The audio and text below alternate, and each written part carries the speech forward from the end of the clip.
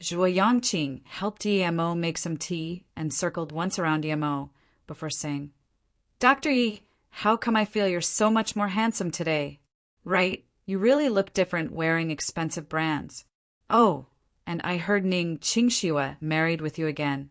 Is this real or fake? Zhuo Yangqing helped Yemo make some tea and circled once around Yemo before saying, Dr. Yi, how come I feel you're so much more handsome today? Right, you really look different wearing expensive brands. Oh, and I heard Ning Qingxue married with you again. Is this real or fake? Yi Emo looked at Zhuo Yangqing speechlessly. He suddenly thought of Wang Ying. These two girls were really alike. The first time Yi Emo saw Zhuo Yangqing, he thought she was a girl that was too reserved, but now it seemed that he must never really take that first impression. She was just saying how she wouldn't let him go, but now she had already completely forgotten her purpose. Yangqing, you really don't know how to be more conservative. You're already 22, Zhuo Aigua said with unsatisfaction. Zhuo Yangqing poked out her tongue and quickly sat beside Yi Mo, just observing him but not saying anything. Kai Qing looked more nervous and didn't know what to do. Instead, she just kept giving her husband hints. But Zhuo Aigua, on the other hand, didn't seem to see it at all. Yi Mo saw it, however, and smiled. I'll have a look at the kid first. I still need to get back to Luotsang ASAP. Brother Yi, you live in Luotsang now? Zhuo Aigua asked. Zhuo Yangqing worriedly said, Doctor, you can't go. You still haven't looked at my grandpa's condition yet. It doesn't matter how much you charge, my Anna's at home, and she won't argue with the price like me. In Zhuo Yangqing's eyes, Yemo was a doctor that only looked at money. Yangqing, Zhuo Aigua unhappily said. Yi Mo waved his hand and said to Zhuo Yangqing, Although I can treat your grandpa's disease, I'm missing some medicine. If I do have them, your grandpa can live for another 2 to 3 decades.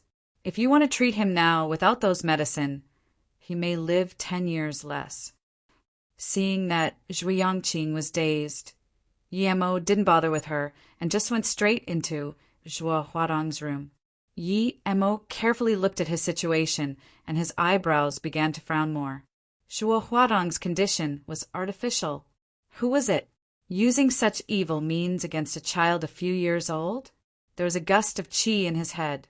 For ancient martial arts cultivators, it was inner qi. It could be kept inside the human body to damage bodily functions. No wonder modern medicine couldn't diagnose it. Seeing Yi Mo frown, Zhuo Aigua felt worried but didn't dare to ask, scared that he may interrupt Yi Mo's train of thought. If even Yi Mo didn't have a way, then only death awaited his son. Seeing Zhuo Aigua worried, Yi Mo smiled and said, Brother Zhuo, don't worry. Your son's condition isn't hard for me. I can cure him in 20 to 30 minutes. Splat. Kai Qing's tub fell to the ground and water splashed everywhere. It had been 3 years, and it was the first time she heard someone say her child could be cured in 30 minutes. Even if Yi Mo was practicing medicine for the first time, she would still believe Yi Mo's words just because he said he could cure Huatang. Brother Yi Yu, are you being serious? Zhuo Aigua stuttered in excitement. Although he pretended he didn't care, his son was more important to him than anything else. Yi Mo nodded. I didn't lie. I just have one question I want to ask you. When did this occur, and were there any abnormal symptoms before and after? And did you come into conflict with someone before Huatong's condition occurred? Conflict? No, although I had some business opponents, I never got into conflict or enmity with anyone. Brother Yi, are you saying Huatong's condition is? Zhuo Aigua looked at Yi Mo in shock. Yi Mo's tone seemed to suggest that his son's disease was artificial and not natural. Yi Mo nodded. It should be artificial. We'll talk about this after I cured him. Then Yi Mo took a silver needle and stabbed it into Zhuo Huadong's head and started to remove that sliver of inner qi. 10 minutes or so later, he had already removed it completely. Then he used his qi to heal the inside of Huadong's head. After doing these, Yi Mo packed up the needles. He felt something different when he removed the qi. He wouldn't believe that people could leave marks or imprints on qi on this planet, but he had that feeling. He couldn't think of anything, so he brushed these thoughts aside. He believed that if he were to encounter this person, he could recognize him as soon as they fought. Is our Huatang all right now? Kai Qing couldn't care about the tub on the floor and asked worriedly. Yi Emo nodded. He should be fine. At this moment, Zhuo Huatang opened his eyes, looked at Zhuo Aigua before looking at Kai Qing, and then said half-consciously, Dad, Mum, why did I feel like I slept for a long time? Huatang, you're really okay. Hearing that Zhuo Huatang could call Mum and Dad, Kai Qing rushed up with tears of joy and hugged her son. Zhuo Aigua looked excitedly at his son. The thing they had been troubled with was finally resolved by Yi Emo in a little more than 10 minutes. Yi Emo became more and more mysterious in his eyes. He only felt joy and gratefulness. He knew that if he said more words of gratitude, it would not be good. Zhuo Yangqing stood at the door and looked at Yi Emo in astonishment too. Yi Mo's technique today was much more advanced than the one he used to treat her grandpa. Zhuo Huatang had been sick for 2 years, and no one could do anything about it, and he actually managed to cure it. He really was a magical doctor. She must keep tight eyes on him this time. Huatang, tell Daddy, how did you fall asleep? Zhuo Aigua thought of Yi Mo's words and immediately asked. He was afraid his son would forget after time. Zhuo Huatang thought a long while before saying, I can't remember. I think there was an uncle who pressed his hand on my head and then I fell asleep. And there was also Pang Hu. Another uncle felt Pang Hu's head for a while and seemed to compare something. I can't remember anything else. If you can't remember it, don't worry, Huatang, sleep first.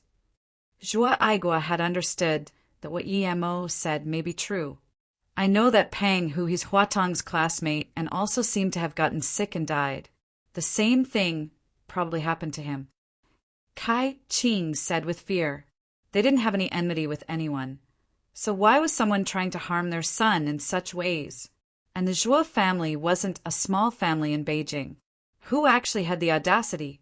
Yi Emo knew these things were hard to explain. Although the couple tried to get him to stay, but he still said he was going to leave. He had a lot of things to do and didn't have time to stay here. However, Zhuo Yangqing grabbed Yi Emo. You must come and help my grandpa. Why don't you leave your number with me? Seeing Zhuo Yangqing's worried face and Zhuo Aigua's hopeful face, Yi Emo left his number and wrote a recipe. He told Zhuo Yangqing to gather the materials, and the next time he came to Beijing, he would come help her grandpa. Finally, Zhuo Yangqing let go of Yi Emo reluctantly. Yi Emo returned to his place, and Yi Ling had been waiting for him for a long time. Brother, when are we going to Luotsang? Yi Ling hesitated and asked.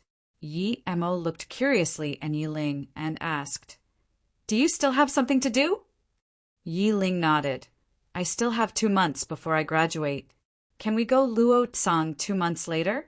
And today, second brother called me in the afternoon.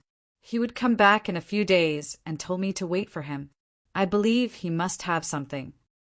Seeing that Yi Emo remained silent, Yi Ling quickly said, In the afternoon, Grandpa also called me. Grandpa had never called me before, and yet he apologized to us 3. He said he wanted to have a good chat with us after second brother comes back. I don't know whether or not I should listen to him. But brother, if you don't think I should stay, then I will go to Luotsang with you immediately. I'll give second brother a call later. Yi Emo had begun to understand what Yi Beirong was thinking. He wanted to use his power through Yi Zifeng, but he didn't mind and thought that even if Yi Ling stayed in Beijing, the people from Yi family wouldn't dare to do anything to her. Plus, when he returned to Luotsang, he might have to go out once.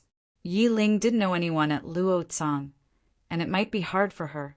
Thinking about this, Yi Emo nodded and said, In that case, you can stay and wait until Zifeng comes back. If there's something, call me immediately. Give this bracelet to Zifeng. I'm going back to Luotsang today. Yi Mo said this because he knew that Yi Zifeng felt a great sense of belonging to the Yi family, and Yi Zifeng was probably a little more important than him in Yiling's heart. As such, he didn't try to persuade Yiling from staying. Although Yiling could only send Yi Mo on his way with reluctance, she really wanted to leave Beijing with Yi Mo. She hated this place, but a few days later, her second brother would come back. She was afraid that the Yi family would try to harm Yi Zifeng, so there were some things she needed to tell him. Yi Mo could realize that the Yi family was trying to use him through Yi Zifeng, but she couldn't. As soon as he went back to his place in Luotsang, he immediately felt something was wrong when he was still at a distance from the mansion. His spirit sense scanned in immediately. Rate translation quality, no comments. Be the first. Google tag. Command push function, Google tag. Display, chapter, add 156. The mansion was empty, and both Yu Eru and Lu Xiaojin were not there. If they were just both not there, then he would have thought they were out doing something. However, the scene in the yard made him furious. The mansion was empty, and both Yu Eru and Lu Xiaojin were not there. If they were just both not there, then he would have thought they were out doing something. However, the scene in the yard made him furious.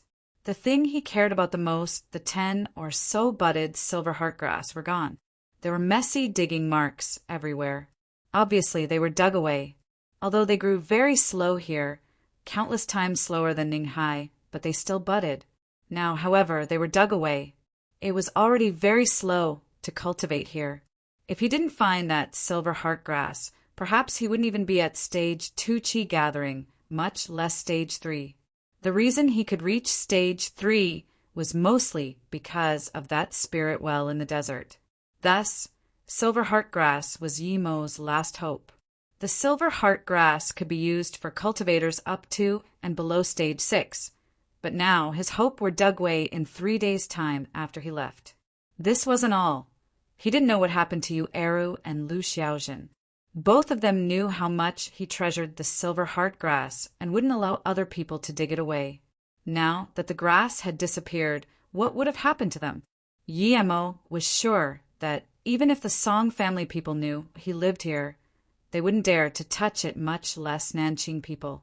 Since this person could dig it away and not damage it, it meant that he knew its uses. Yi Mo wouldn't believe that there were cultivators here. He had done his research. Cultivators here only existed in legends. No one would believe it. However, ancient martial arts and special powers did exist here. Some special power owners could use cultivation like attacks, but those with special powers could only use one type of attack, unlike cultivators. Yi Mo had stayed an entire day at Flying Snow Squad, and Zhangju also introduced Yi Mo to the country's Special Powers Squad. Their status was on par of that of Flying Sao Squad. Compared to Flying Snow Squad, they each had their merits, but in Yi Mo's eyes, these special powers were weaker than those ancient martial arts cultivators. Their attacks weren't sharp enough. The silver heartgrass was not only useful for Yi Mo, but also for people with special powers and ancient martial artists. Yi Mo, however, believed no one knew this, as silver heart grass needed to be concocted into pills with other ingredients before it would be of great help to them. But other than himself, he was yet to find anyone who could concoct pills. Yi Mo knew that this wasn't absolute. He only guessed that no one knew how to concoct pills here, but what if someone knew how to? The reality was that his silver heart grass was taken, but he didn't have any clue as to who did it. He could only blame himself for leaving in a rush that day following the Nanqing people, and then going to Beijing after. He didn't even have time to set up a formation. It seemed that he needed to set one up for here. Just when Yi Mo wanted to go inside and look, Lu Xiaojin rushed here. Yi Mo felt relieved, since she was okay, and it meant Yu Eru was fine too. "Master, you're back!" Lu Xiaojin looked at Yi Mo with joy. Each time there was hardship, her master would appear. The last time Yu Eru was taken away, this happened too. The moment she saw Yi Mo, she felt secure. What happened to Eru? Looking at Lu Xiaojin, He knew something must have happened to Eru. The second day you left, someone came and said they wanted the grass you planted and wanted to buy it.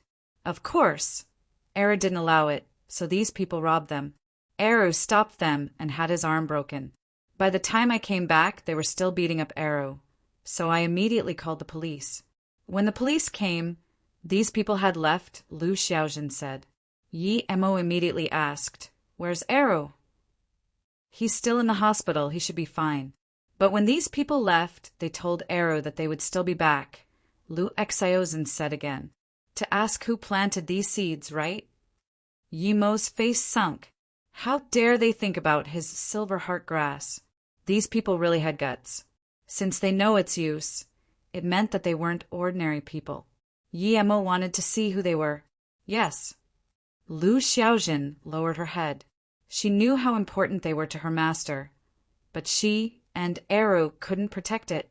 "You are not to blame for this. Go bring Eru back. He doesn't need to stay in the hospital anymore. We opened a clinic ourselves, so I will deal with the hospital things. I'm going out for a bit now, and I'll be back at night." He was going to buy some materials to set up a formation flag. Otherwise, he really didn't feel secure planting the silver heart grass seeds here. Who knew if he was still going to plant more spirit grass here? When Yi Mo came to the jade market, he knew that he couldn't buy a lot of the materials he needed, so he could only replace it with some jade and copper. He could refine some copper essence from copper, but that wasted too much energy. However, in order to set up the formation, it was necessary. After a long day, Yi Mo almost filled up his storage ring before preparing to go back. He lost more than half of the $600,000 he had just acquired. Just when he walked out of the jade market, he saw an anxious figure who seemed familiar. When the person turned around, he immediately recognized it was Yu Miaodan. Not only was her face worried, but she also seemed fatigued from a long journey. Although she was still on the run the last time he saw her, but she still had her composure at that time.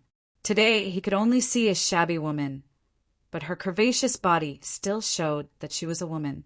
Yu Miaodan obviously didn't see Yi Mo. She kept her head low as she went into a small shop. Yi Mo saw her take out some notes from her bag and bought a bread. "Girl, let's go. I'll invite you to something spicy." As soon as she walked out of the small shop, two youths stopped her.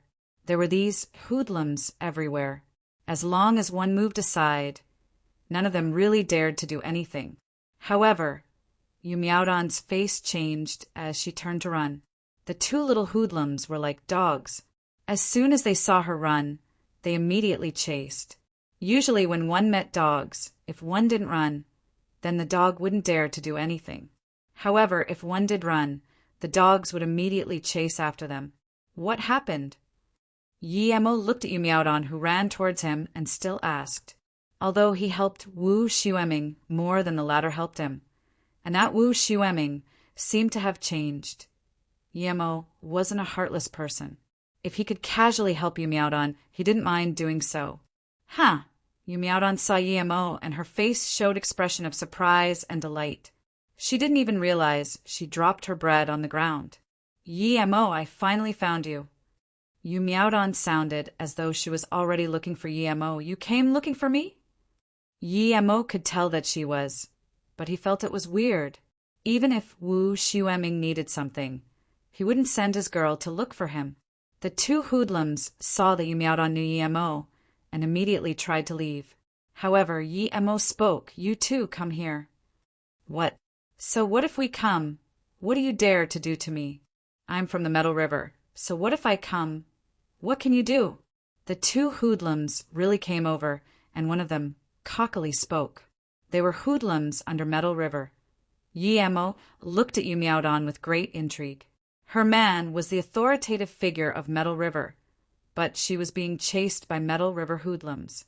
And when she saw these two hoodlums, she was obviously startled and tried to run. This didn't seem right. Yu Miaodan seemed to want to say something, but Yi Mo knew it wasn't the time to talk, so he went up and kicked each of the hoodlums on the ground to the point they couldn't even crawl up. Then he said, "Nothing, just kicking you both. What are you going to do?" The two hoodlums knew that they met someone tough, so they didn't talk. The people around saw the two like this and all started laughing. When Yi Mo brought you Miaodon back, Lu Xiaojin had brought you Arrow back from the hospital. Both of them hadn't seen Yi Mo bring back a woman before. Now that they saw this very appealing Yu Miaodon, they immediately got the wrong idea. However, Yu Miaodon's shabby look also made Lu Xiaojin very puzzled. Xiaojin, this is Yu Miaodon, a friend of mine. Take her to get some food and rest. I need to talk to her. Yi Mo saw that Yu Miaodon looked rather fatigued and knew that she didn't live very well recently and probably ran for her life here. After Yi Mo treated Arrow and asked him carefully, he understood their intentions. They did want to rob the silver heart grass, but he didn't know how they knew he planted them. Was he followed when he came back from Sai Na Peninsula? Yi Mo believed it wouldn't be easy to follow him. Arrow, tell me what that person looked like. Yi Mo, the leader, was in his 30s and looked very skinny and bleak, Yu Arrow described. This made Yi Mo think of the bleak man he met at that Luo Tsang artifact social night. Could it be him? Rate, translation quality, 2 comments, join in Google Tag. Command push function, Google Tag. Display, chapter, add 157. Yu Miaodon ate some things and took a shower. She seemed much more vibrant afterwards. At least there was some ruddiness on her face. Yu Miaodon ate some things and took a shower. She seemed much more vibrant afterwards. At least there was some ruddiness on her face. Looking at Yu Miaodon, who sat opposite to him, although she was still curvaceous, her face still seemed much more fatigued compared to a few months ago. She seemed to want to say something, but without even asking her, he knew something must have happened to Wu Xueming. If Yu Miaodon wanted him to help Wu Xueming, should he go? If he just came to Luotsang and was faced with this question, he would go for sure because Wu Xueming was a worthy friend. But now he wasn't sure if he would go. Although he hadn't seen Wu Xueming since leaving Jing City, he could feel that, through what happened last time, Wu Xueming had changed. At least not a worthy friend anymore. Xueming changed a lot. I know what happened with you last time at Luotsang. I spoke to him about it, but he said women shouldn't be involved with these things. He even yelled at me. Later on, he lusted more for power, and I gradually felt like I didn't know him. He was no longer the person he was before. For more than once, I wanted to leave him, but I couldn't do it. I stayed back again and again. Yu Miaodon didn't wait for Yi Mo to ask and started talking. Seeing that Yi Mo was listening but didn't say anything, Yu Miaodon sighed and continued, He changed so much that I felt he was a complete stranger. He even killed the people who Metal Mountain sent to monitor him. It was at that time that I made up my mind to leave him. His lust for power finally caught Metal Mountain's attention, and he underestimated Metal Mountain. When Xueming thought he had controlled most of the power in Metal River, Metal Mountain just spent a night and forced Xueming into a struggle to survive. Yu Miaodon suddenly wiped her eyes. Yi Mo could see her body and hands were shaking. Yu Miaodon didn't continue and took out a pack covered by paper and gave it to Yi Mo before Xueming left. He suddenly woke up and said, if things were to happen again, he wouldn't become big boss of Metal River and would take me far away from Metal River. He told me to give this to you. Then, Yu Miaodon gave the package to Yi Mo. She had completely calmed down. Yi Mo took it. It felt heavy as though it were a metal slab. He frowned and said, Xueming passed away. Yu Miaodon nodded, stood up, and said, I've handed this to you now. I need to go. Wait. Yi Mo opened the bag and there was a black metal slab inside. Why did Wu Xueming give this to him? Seeing Yi Mo's confused expression, Yu Miaodon spoke.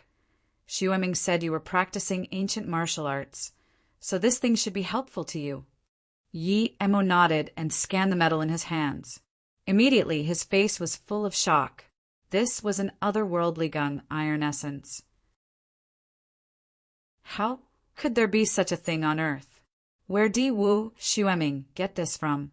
This was rare even in the cultivation realm, much less on Earth. It was the top-tier material for making flying swords. However, it was a little too small. Despite this had unimaginable worth in Yi Mo's hands. The materials he got from Han Zixin weren't even worth 0.1% of this combined. Immediately, Yi Mo understood Wu Xueming's intentions. That guy must have guessed that he was cultivating ancient martial arts, and that this material should be useful to him. He told Yu Miaodong to bring this to him. So Yi Mo knew Wu Xueming's intentions were rather clear. He wanted Yi Mo to save Yu Miaodong's life. With such a material, even if a cultivator were to touch Yu Miaodong, Yi Mo would try to think of ways to save her, much less a gang organization. Plus, Yi Mo was not a heartless person. I'm grateful for Brother Xueming's gift. You can stay at my place.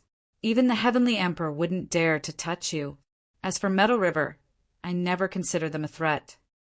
Then, Yi Mo suddenly thought of something. Yu Miaodong intentionally escaped to Luotsang, which meant that she was chased here by the people from Metal River. Was his silver heart grass taken by them? If it was so, then it would be easy. He would annihilate Metal River from Luotsang. Hearing Yi Mo's words, Yu Miaodong couldn't help but to cry. She understood why Wu Xueming told her to bring this and find Yi Mo. In his eyes, only Yi Mo could save her life. Yi Mo wasn't even afraid of Qianlong too, so how could be scared of a mere metal mountain? Who are the people hunting you, do you know? Yu Miaodong stopped crying and thought a while before saying, one of them looks skinny in his 30s. I saw him at a distance at the station. He looked bleak. That person was probably tracking me, so I followed a tour group and avoided him. Yi Mo immediately knew that the person Yu Miaodong and Yu Eru spoke of should be the same person. He remembered that bleak man who tried to fight over the space abyssal rock with him. It was quite possibly him. Since that man could tell space abyssal rock was good, he probably could tell that his silver heart grass was good too. If he knew this would happen, he should have killed him at the social night and not just rob him. That meant this guy was working for Metal River. Last time, Lang Ji said that there was a rather strong master at Metal River who was going to break through. Was he talking about this man? But in Yi Mo's eyes, although that bleak man was strong, but he was not stronger than Lang Ji. Well, his eyes were really good though. Just from the gift Wu Xueming gave him, he would take over this matter, much less his silver heart grass was stolen by the Metal River people. You can live here from now on if you feel bored. Learn some medicine with Lu Xiaojin and Yu Eru. I suspect that Metal River stole some of my things, so even if they didn't look for trouble with me, I would go find them. After I eradicate Metal River, you can go wherever you want. Yi Mo was certain that the bleak man was from Metal River. Even if he wasn't, he was related to them. In the following few days, Yi Mo used all his material to make a formation flag and formation plate and set up a defensive formation around the mansion. Then he made another 3 bracelets and gave them to the 3. He told them that he set up defenses around the mansion and that they needed to wear the bracelet to go in and out. If there are patients, they must go through a certain entrance. Although Yu Miaodong was a bit dubious, Eru and Xiaojin believed Yi Mo deeply. In their hearts, anything Yi Mo said was right. Yi Mo waited another few days, and still no one came to the mansion. It seemed that the people who stole the silver heart grass didn't mean what they said. However, Yiling called and told Yi Mo that her big uncle and 4th uncle were sent away by her grandpa. Now, it was still peaceful for her at Beijing. Since the Metal River people didn't come for him, Yi Mo didn't want to wait any longer. He still needed to go to Flowing Snake in some time and didn't have time to waste with them. Since they didn't come, he would go look for them. Su Jingwen hadn't been to a classmate reunion in 3 years. Today was the first time after her graduation that she participated in this. If the reunion didn't happen to be set in Ninghai, or if Xiao Lei didn't come as well, she really didn't want to go. Jingwen, everyone is waiting for you to come over quick. Su Jingwen just arrived and Xiao Lei's voice was immediately heard. no matter where Su Jingwen was. She seemed to be the center of attention. Soon, many students gathered around. Yeah, Jingwen, you have never been to a single reunion since graduation. Even Xiao Lei is earlier than you when she came from Beijing. Another girl pulled Su Jingwen while speaking unhappily. Su Jingwen apologetically smiled. A few days ago, my mother was sick. I wasn't in the mood. Oh yeah, Jingwen, I heard Wang Peng say your mother was cured with runic paper. Is that true? You're not really telling me that there is such a magical thing in the world? The girl pulling her hand immediately asked in curiosity. Of course. I went with Jingwen to buy it that day. Wang Peng walked over. Su Jingwen frowned and thought. Wang Peng wasn't her classmate. Why was he here? As though seeing Su Jingwen's confusion, Xiao Lei immediately whispered to Su Jingwen, Wang Peng is chasing after me. But I haven't been interested in men lately, so I told him I would go to a reunion. Didn't expect him to follow. Before Su Jingwen said anything, another person said, Runic paper saving lives isn't completely unbelievable. I'll tell you guys something that you probably won't believe. A while ago, my cousin went to Luotsang for a magic artifact social night. Haha, magic artifact. Doesn't this sound metaphysical? Indeed. Cheng Fei, tell us what happened with your cousin, another male classmate said. Cheng Fei said, Don't be hasty. I once again state that all I am about to say is true. My cousin spent 200K and bought a defense necklace. Then she heard the stall owner say that his pills are very potent, so she spent another 200K and bought a beauty pill. Your cousin is really rich. That stall owner is probably a fraud. It's a real pity that this comedian isn't on the New Year's Eve show. I really don't know what to say about your cousin. Even if she's rich, she can't waste it like that. Another classmate interrupted.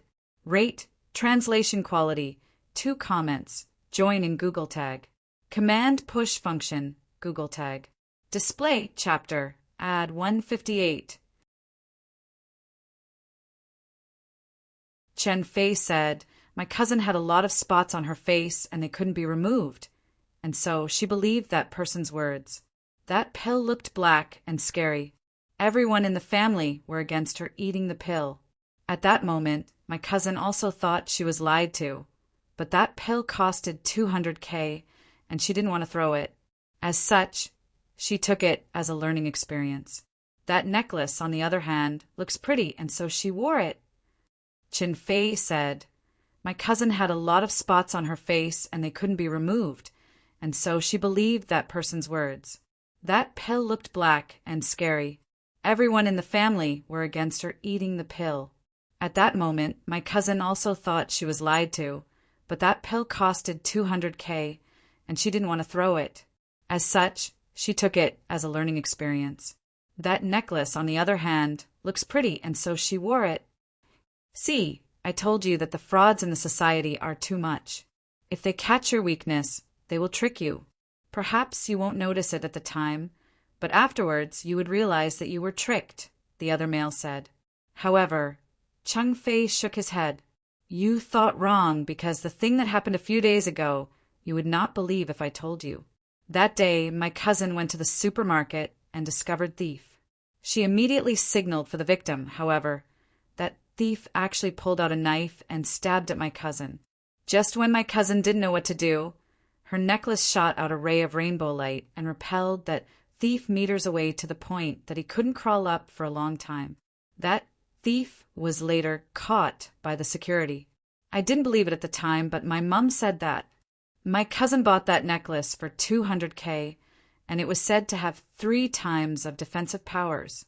When she went back, she immediately checked the necklace, and one of the rays disappeared. Cheng Fei, I think you heard too much stories. How could something like that happen? A girl with pimples immediately said. Cheng Fei sneered. Wang Lijuan, you may think I'm telling stories, but I know what I said is true. The first thing my cousin did after getting home was eating that pill. And guess what? You won't believe it, but all the spots on her face disappeared the next day. Now her face is very smooth and shiny. My cousin had spent countless money on her spots, but she wasn't able to treat it. But that small pill just solved the problem. Now, can you still say that man is a fraud? I saw this with my own eyes. There really is such thing, a few students behind Wang Lijuan exclaimed. Although they were all classmates, they obviously didn't really believe it. Why can't it be real? We just haven't seen those magical people. The fighting scenes on the movies are CGI, but I believe that those people really exist in the real world. Another guy conformed.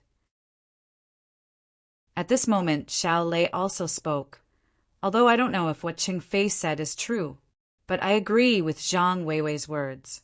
Those powerful people definitely exist. Although they can't fly, but they can still do what they do in movies. Su Jingwen glanced once at Xiao Lei. Of course, she knew that Xiao Lei must have said that while thinking about Yemo. Cheng Fei, do you know where the person your cousin bought the pill from is at? Wang Lijuan immediately asked hopefully. Cheng Fei shook his head and said, Of course I don't know. People from all over the world come on that night. Who knows where he's from? And my sister immediately went to that place to find that person the next day, but she didn't find anything. The powers of my cousin's necklace had been verified. People would even take it for 2 million, much less 200K. Later, someone offered 2 million for that used necklace, but my cousin didn't sell it. Of course I wouldn't sell it either. If that thing's is real, it is too magical, but I'm still a bit dubious. Another guy said. Song Jingwen was interested and asked, Cheng Fei, do you know what that person who sold your cousin the necklace looked like? And where is this social night at? Cheng Fei shook his head. I don't know too well. My cousin said he's very durable to look at, and he dressed low-cost clothes.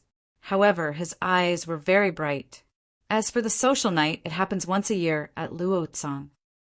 Su Jingwen lost herself for a moment. She subconsciously thought of the man who sold her the runic paper. At that time, he wore shades and she couldn't see his eyes. He also dressed low-cost clothes. Was it that person? Luotsang's social night. She heard that Ning Qingxua was also at Luotsang now. Perhaps she could go to Luotsang and see her while visiting that place. Jingwen, long time no see. You're getting prettier and prettier. Seeing Su Jingwen lost in thought, Wang Peng's heart felt itchy. When he didn't see Su Jingwen, he felt Xiao Lei was not bad, high build, flashy personality, and a good face. But now that he looked at Su Jingwen again, he found that some people really couldn't be compared together. Su Jingwen's thought was broken by Wang Peng, and she looked uncomfortably at Wang Peng. I'm still the same. Xiao Lei, let's go sit over there. There are some things I need to tell you.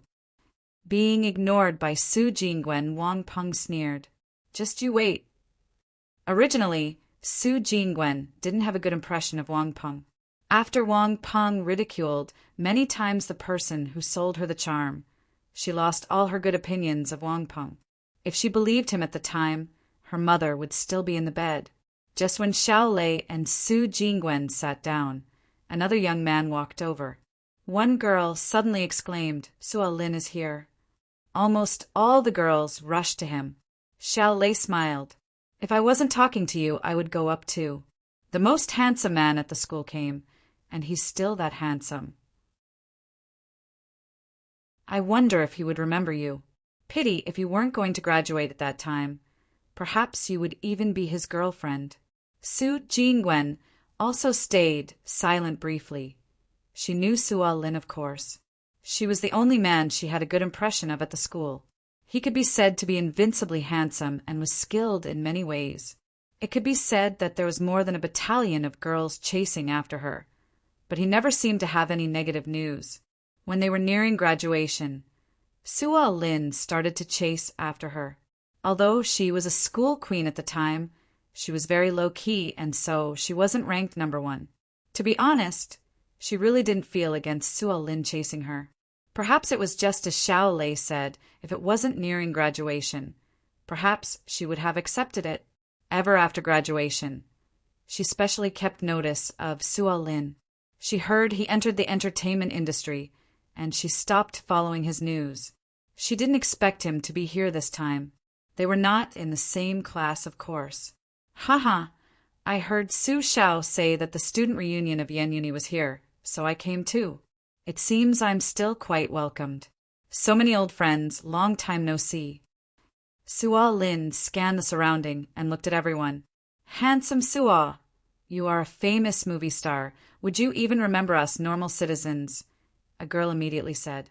Suo Lin had seen Su Jingwen, who was sitting with Xiao Lei, and his eyes brightened up. He immediately said, Haha, I'm not famous. I just debuted and made a few ads. But if you don't look down on me, you can take photos with me if you wish. Then he didn't wait for these girls to talk before walking towards Su Jingwen. Jingwen, long time no see. Suo Lin's smile was still so mesmerizing. Su Jingwen also smiled. You're famous now. You may not see us, but we always see you on the screen. Xiao Lei also said, If you are really like that light thief you acted as and can fly into the air, I will start chasing you immediately. Before Su Lin said anything, Su Jingwen smiled. He does not need you to chase. He has a bunch of people chasing after him. No matter how many pursuers I have, they can't compare with you two beautiful ladies. So Lin smiled and said. He paused before continuing. Jingwen, I sign a new movie and I feel you are suited for the female lead role. Would you be interested? And of course, Xiao Lei can also act as the second major female role. Really? What movie? Xiao Lei asked in curiosity. Su Jingwen smiled. Although she wasn't an actor, she was very clear about the dark deals that went on in the entertainment industry. So she stood up and said, Sorry, I'm not really interested in that. You're looking for Xiao Lei, right? I'm going back. Xiao Lei remembered to come my house after the reunion. Huh, Jingwen, you're leaving? Wait, I'll go with you. I still have something I need to ask you. Then, Xiao Lei also stood up. Jingwen, you're not going to go as soon as you see me, right? This reunion hasn't even started. Suo Lin immediately said. He just realized that Su Jingwen was prettier than the prettiest girl in their uni at that time. No wonder young Master Peng wanted her. If he didn't come today, he really wouldn't know that she was this pretty. Su Jingwen just smiled and said, Nah, I really have something to do. Seeing that Su Jingwen was leaving without even staying for long, many fellow classmates tried to persuade her to stay, but she was adamant on leaving. She found that a lot of her classmates seemed so distant and couldn't find the same feelings back then. There was no point in her staying. Okay then, I'll drive you guys, Suo Lin immediately said. Su Jingwen turned around and said, No need, Suo Lin, I have my own car. Suo Lin smiled and said, I'm also preparing to go, but you have a car and I don't. Do you mind if I take a ride with you guys? Su Jingwen hesitated and frowned. Sorry, Suo Lin, no guy has come into my car, so she suddenly remembered EMO. Didn't you sit in her car before? Rate translation quality 1 comments. Join in Google Tag. Command push function, Google Tag. Display, chapter, add 159. Suo Lin was at a loss for words, but soon he recovered to normal.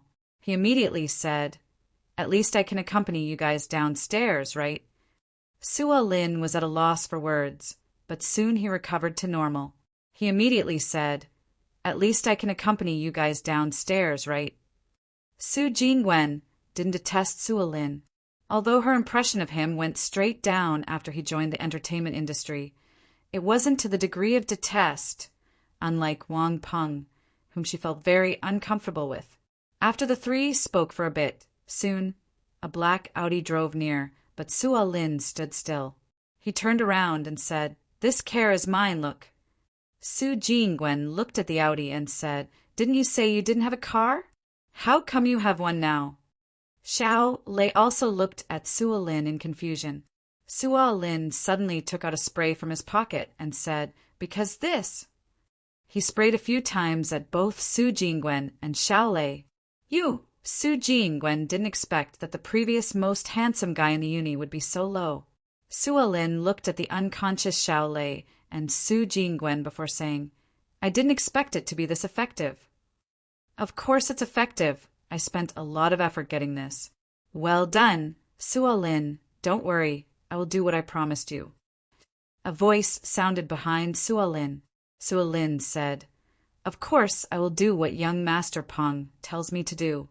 I didn't expect Su Jingwen to be this pretty after a few years. However, Wang Peng said, Hurry up and drag them into the car. After that was done, Wang Peng said, No matter how pretty she is, you can only go on Xiao Lei. Don't think about Su Jingwen. Of course. Sua Lin laughed. Luo Tsang. Although Wu Xueming was killed by Metal Mountain's hands, Otherworldly Entertainment was still the headquarters of Metal River. At the basement of the Otherworldly Entertainment, not only was the bleak man who fought over the space abyssal rock was there, but also the long-haired man who met up with him. Wang Chuan, what did Master say? The bleak man asked. The long-haired man said, Master just called. He said that grass is silver leaf. It's a very precious herb used in ancient martial arts cultivation. Even amongst the hidden sects, it is very precious. He complimented us. He has planted those now and would come here in 2 days. The bleak man felt relieved.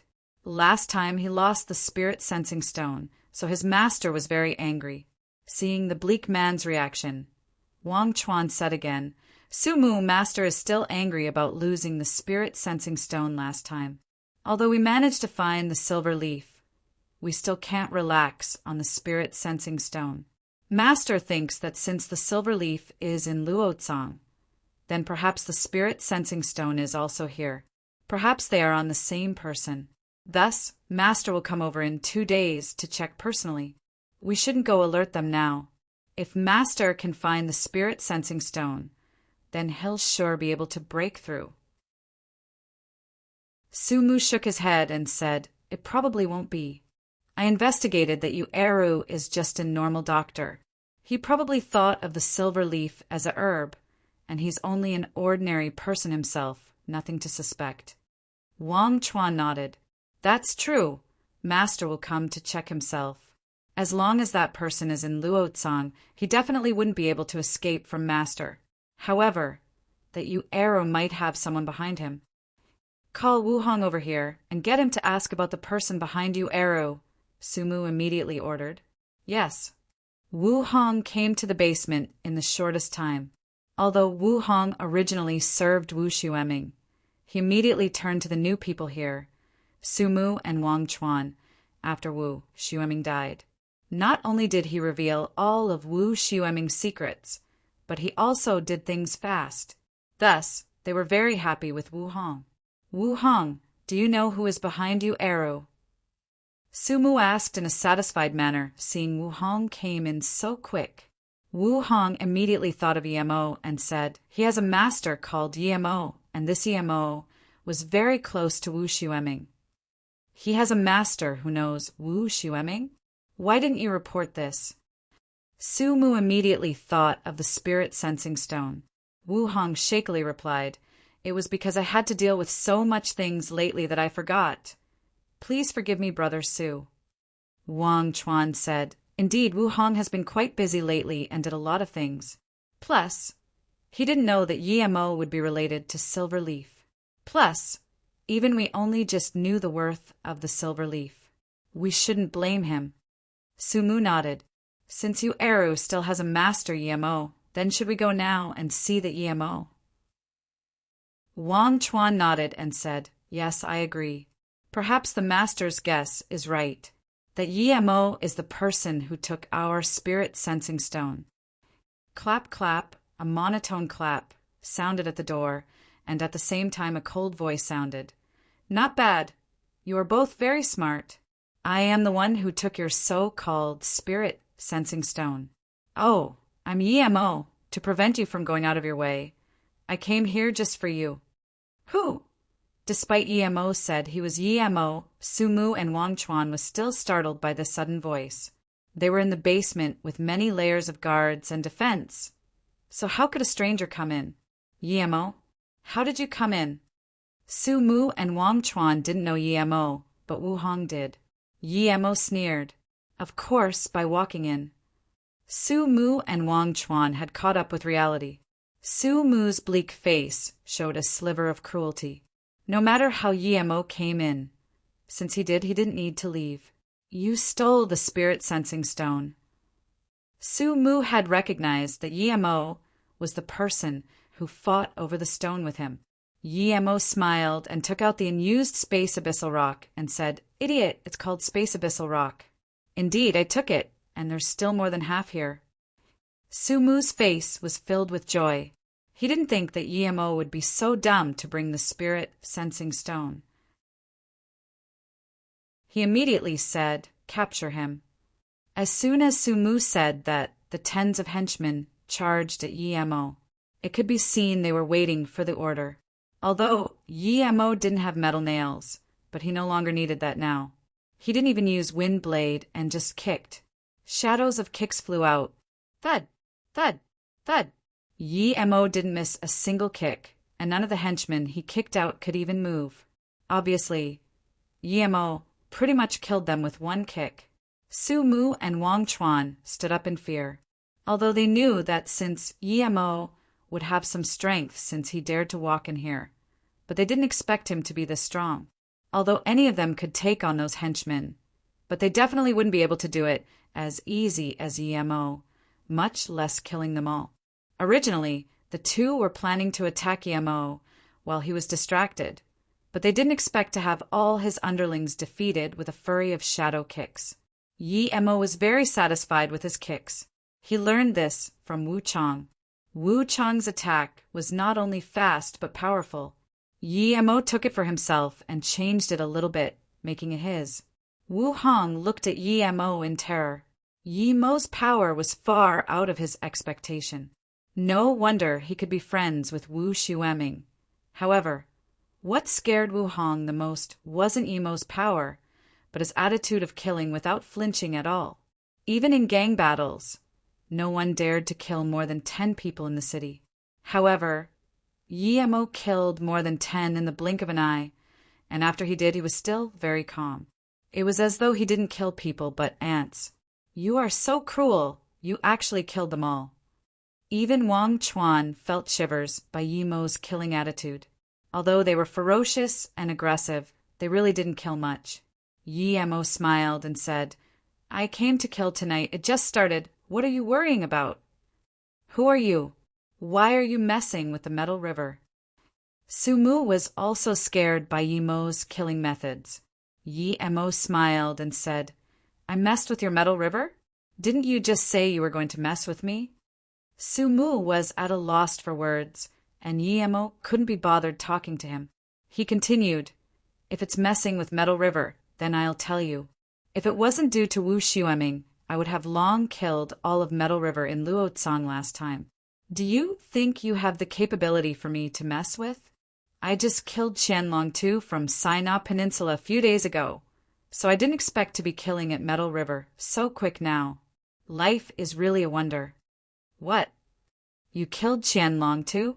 Su Mu and Wang Chuan finally couldn't keep calm anymore as their face showed extreme shock.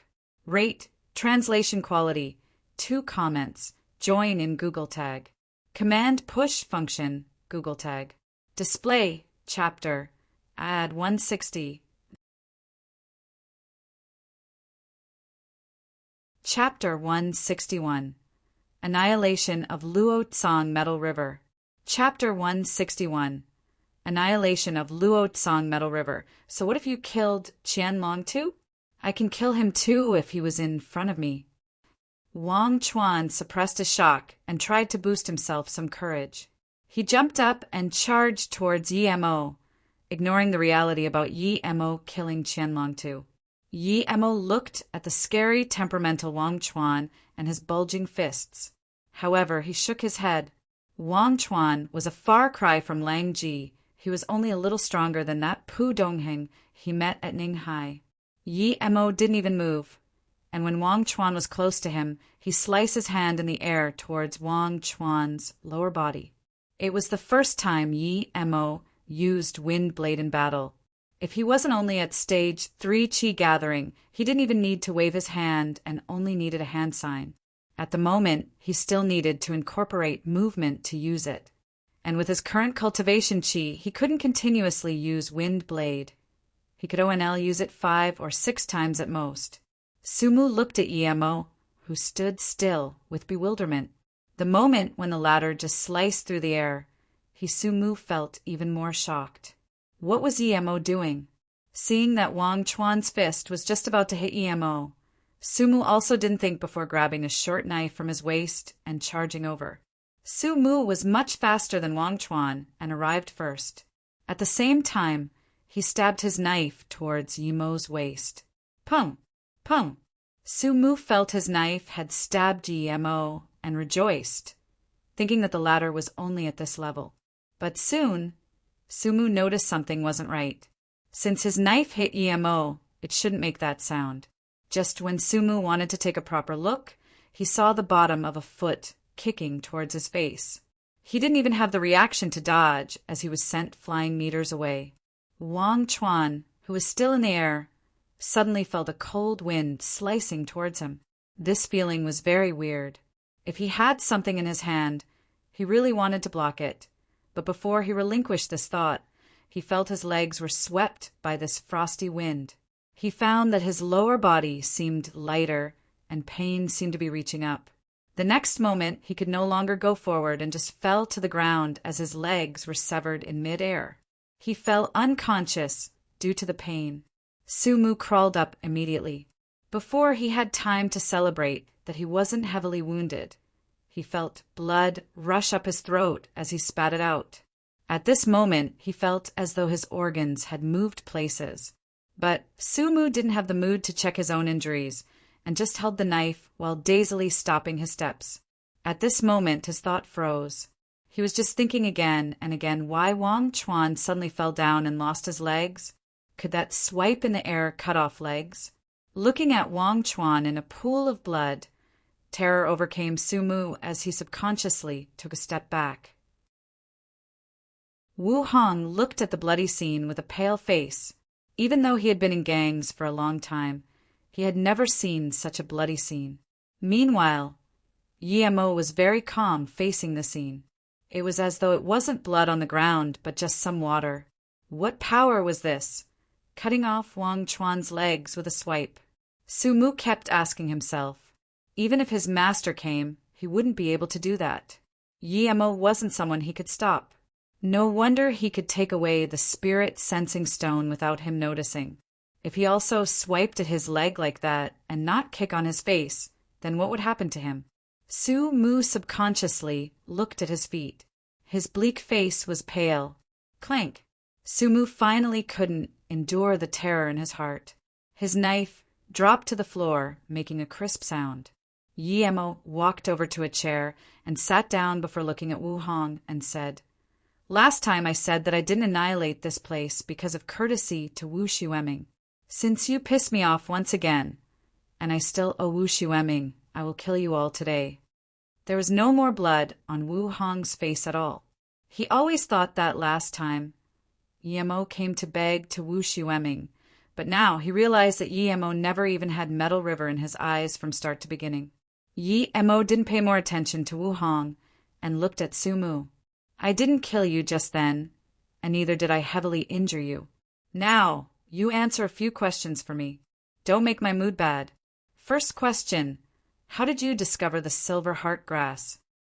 Silver heart grass?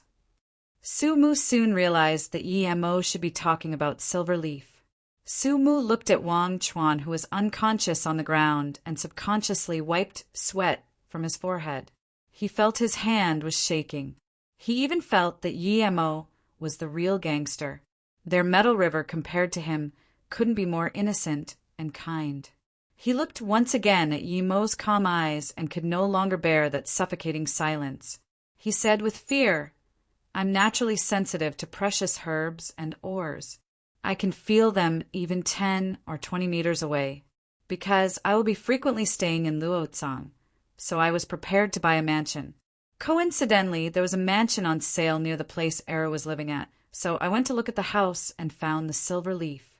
At that time, I felt this thing wasn't ordinary and called my master. He told me to immediately dig it out and bring it back to Hong Kong. Yi Emo looked at Su Mu in surprise. Sensitivity to spiritual things. This was a heavenly spiritual talent. Even in the cultivation realm, a heavenly spiritual talent only appeared in more than thousands of years. He didn't think he would meet a heavenly spiritual talent on this spirit-deprived Erath. If Su Mu was in the cultivation realm, he would be fought over by countless sections. Yi Emo calmed down after a long while.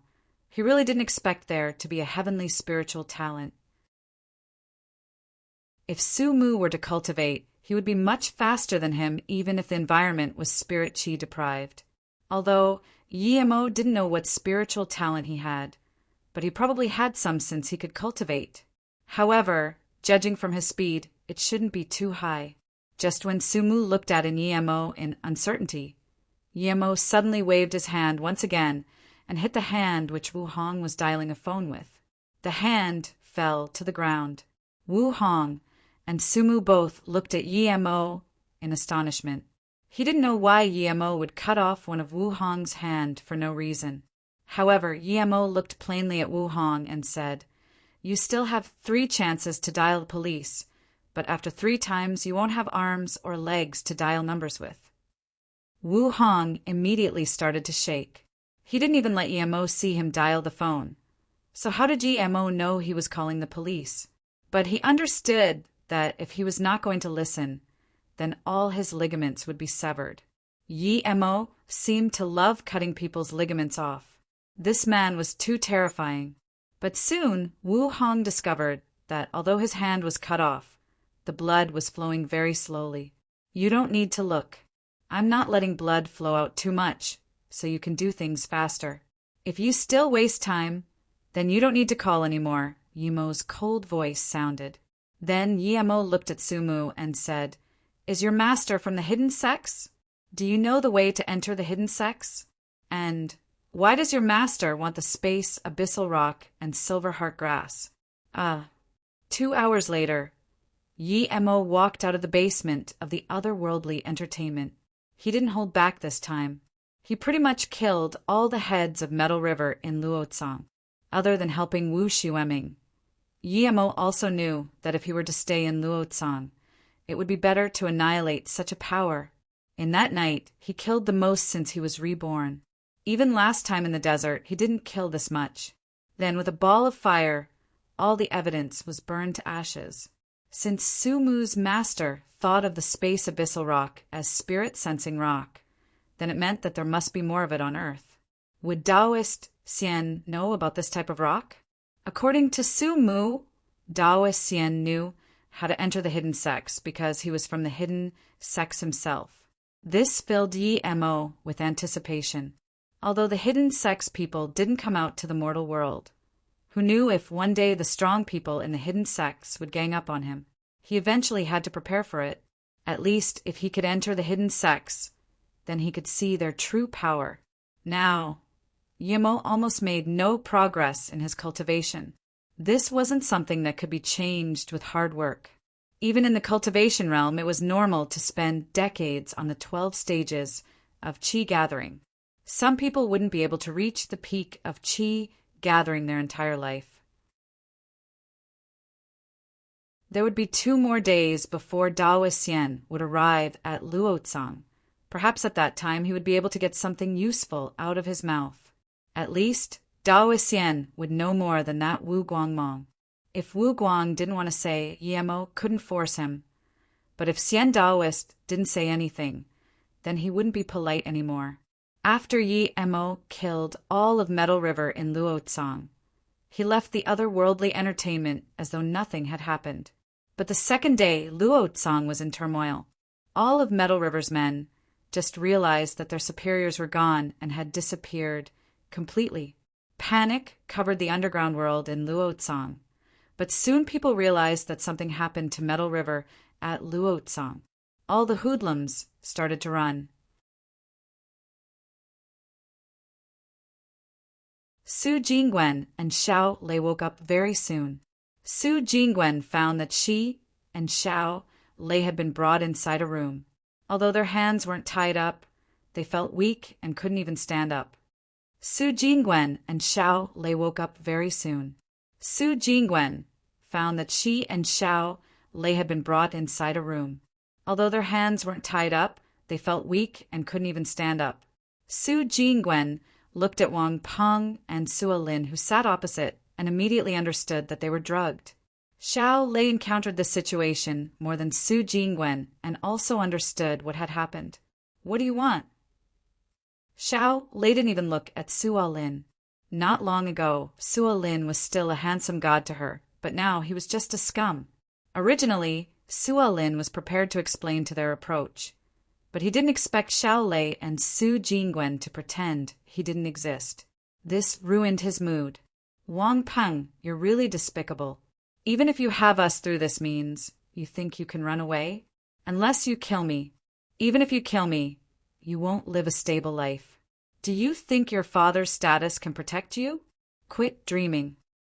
Su Jingwen seemed very calm.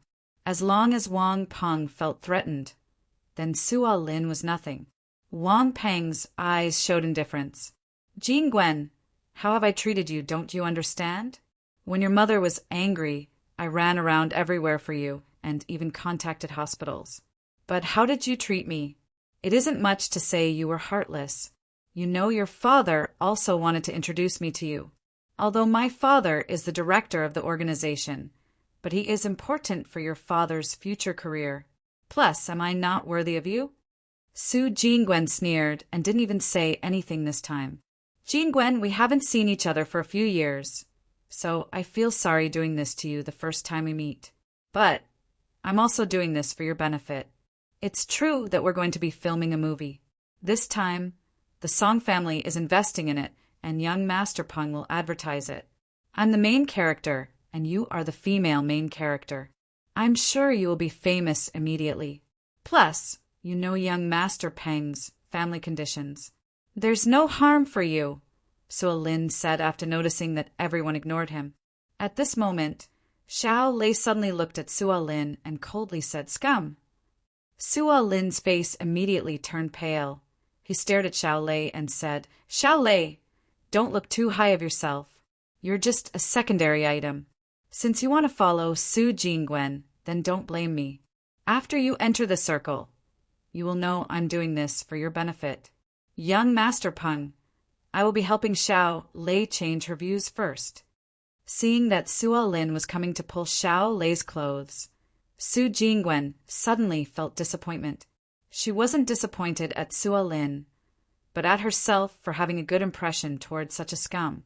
Was it just because he was a little handsome? Stop.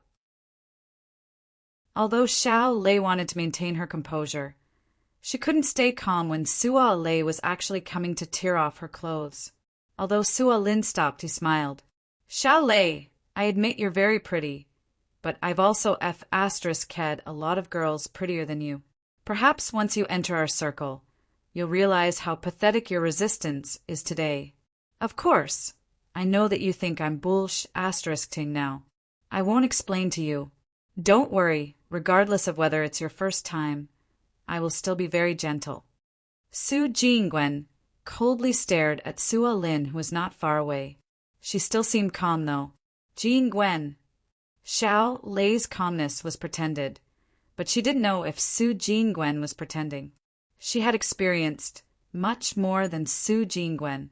There was no reason Su Jingwen wasn't to be scared. At this time, Xiao Lei called out to her helplessly. She thought of that day when she went a flowing snake and Yi Mo jumped from the sky. She then thought of Wang Qianjun. What difference was there between him and this Sua Lin in front of her? Although Su Jingwen's calmness wasn't completely fake, only she knew that her hand was shaking. She didn't even want another guy to enter her car, so how could she be willing to be raped? At this moment, she held a spirit cleansing charm. She didn't know if it was useful for the sedative, but if it was, she would throw out the fireball immediately. At this moment, she only had enough strength to hold the spirit cleansing charm, but couldn't throw it out. If she threw the fireball charm now, she wouldn't even be able to throw it on them. Xiao Lei, grab my hand, Su Jingwen suddenly said. Xiao Lei stared nervously at Sua Lin. She subconsciously grabbed Su Jingwen's hand after she was told. Lin. Su Jingwen grabbed the charm and read. Even that used up all of her strength. Charm. Wang Peng subconsciously said. Before he could react, the spirit cleansing charm turned into a cool weak light, spraying onto Su Jingwen and Xiao Lei. Tie them up. As soon as Wang Peng finished, Su Jingwen had dragged Xiao Lei many steps back, having a standoff with opposite party. What happened? Young Master Peng? Didn't you say that the spray would make them powerless for 24 hours?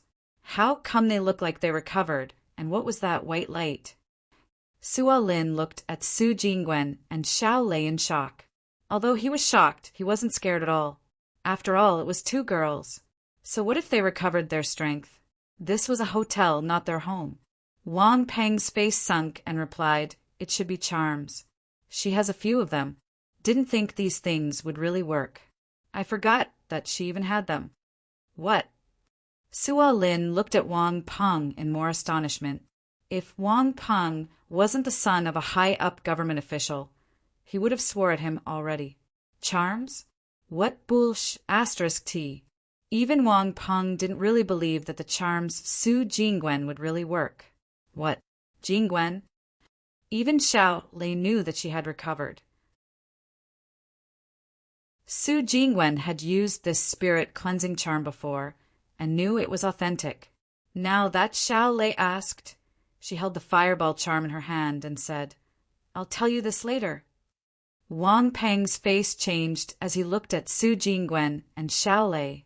He wasn't sure if Su Jingwen still had charms, if she still had attack charms.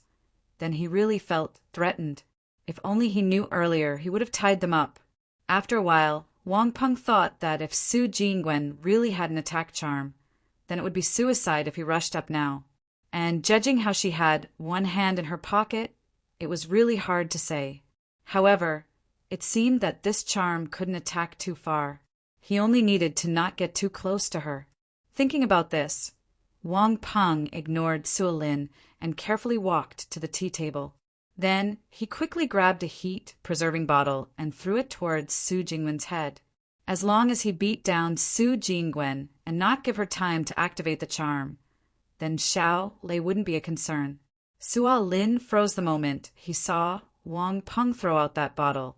Wang Peng was just saying how pretty Su Jingwen was, but now he was merciless. If this bottle were to hit her face, then she would be in a serious condition. Su Jingwen stared in anger at Wang Peng and Sua Lin. As soon as they came in front of her, she would use the fireball charm. She knew that the charm wouldn't be able to hit the two if they were too far. She only had one fireball charm, so she only had one chance. But she didn't expect Wang Peng to be suspicious of her having more charms after seeing her use one. The sinister Wang Peng actually quickly grabbed a bottle and threw it at her. Su Jingwen's heart immediately sunk. She regretted not attacking herself. Now she was on the passive end. However, she didn't have time to use the fireball charm with the speed the bottle was coming at her. Bang! There was a crisp sound. No one expected that the bottle didn't hit Su Jingwen, but was stopped in front of Su Jingwen by a light barrier. The bottle flew back at a faster speed and hit Wang Peng right on the face. Wang Peng didn't even moan before falling to the ground, obviously knocked out. Sua Lin and Xiao Lei were shocked by this magical scene. They could no longer react, but Su Jingwen did. Although she didn't know what had happened, but she knew now was her best chance to counterattack. She took the fireball charm, walked up a few steps, and threw it toward Sua Lin while saying, Lin. Before Sua Lin could react, he was immediately surrounded by a ball of fire. He howled and rolled on the ground before soon passing out like Wang Peng. The charm Yi Mo sold Su Jingwen was the lowest grade fireball. It wasn't enough to take Sua Lin's life, but soon he was burned into deformity by the fireball. Not only was all his hair burned, but his face was also a charcoal mess. He shriveled on the ground while constantly spasming. Jean Gwen, what was that? What just happened? Xiao Lei reacted and pulled Su Jingwen over while asking in shock. I just used a fireball charm to beat Su Lin. Quick, let's call someone. Su Jingwen looked at Su Lin, who was burnt black. Although she was scared, but she felt more satisfaction. Charm, it's really charms, was what Qingfei said true. Xiao Lei murmured to herself. We'll talk about this later. Call first, Su Jingwen said. Call the police? Xiao Lei also calmed down. Su Jingwen shook her head. We can't call the police. Who knows if Wang Peng has made some arrangements. I'll call my dad. Then Su Jingwen immediately dialed her dad's number. After the call, Su Jingwen saw Xiao Lei start to tie up Wang Peng while in a daze. She suddenly thought of something. What was that light barrier that blocked Wang Peng's bottle? Tim TL message. Come join our Discord server. https://discord. GG/ZPY8A7 rate translation quality. 3 comments. Join in Google Tag. Command push function. Google Tag. Display. Chapter. Add 162.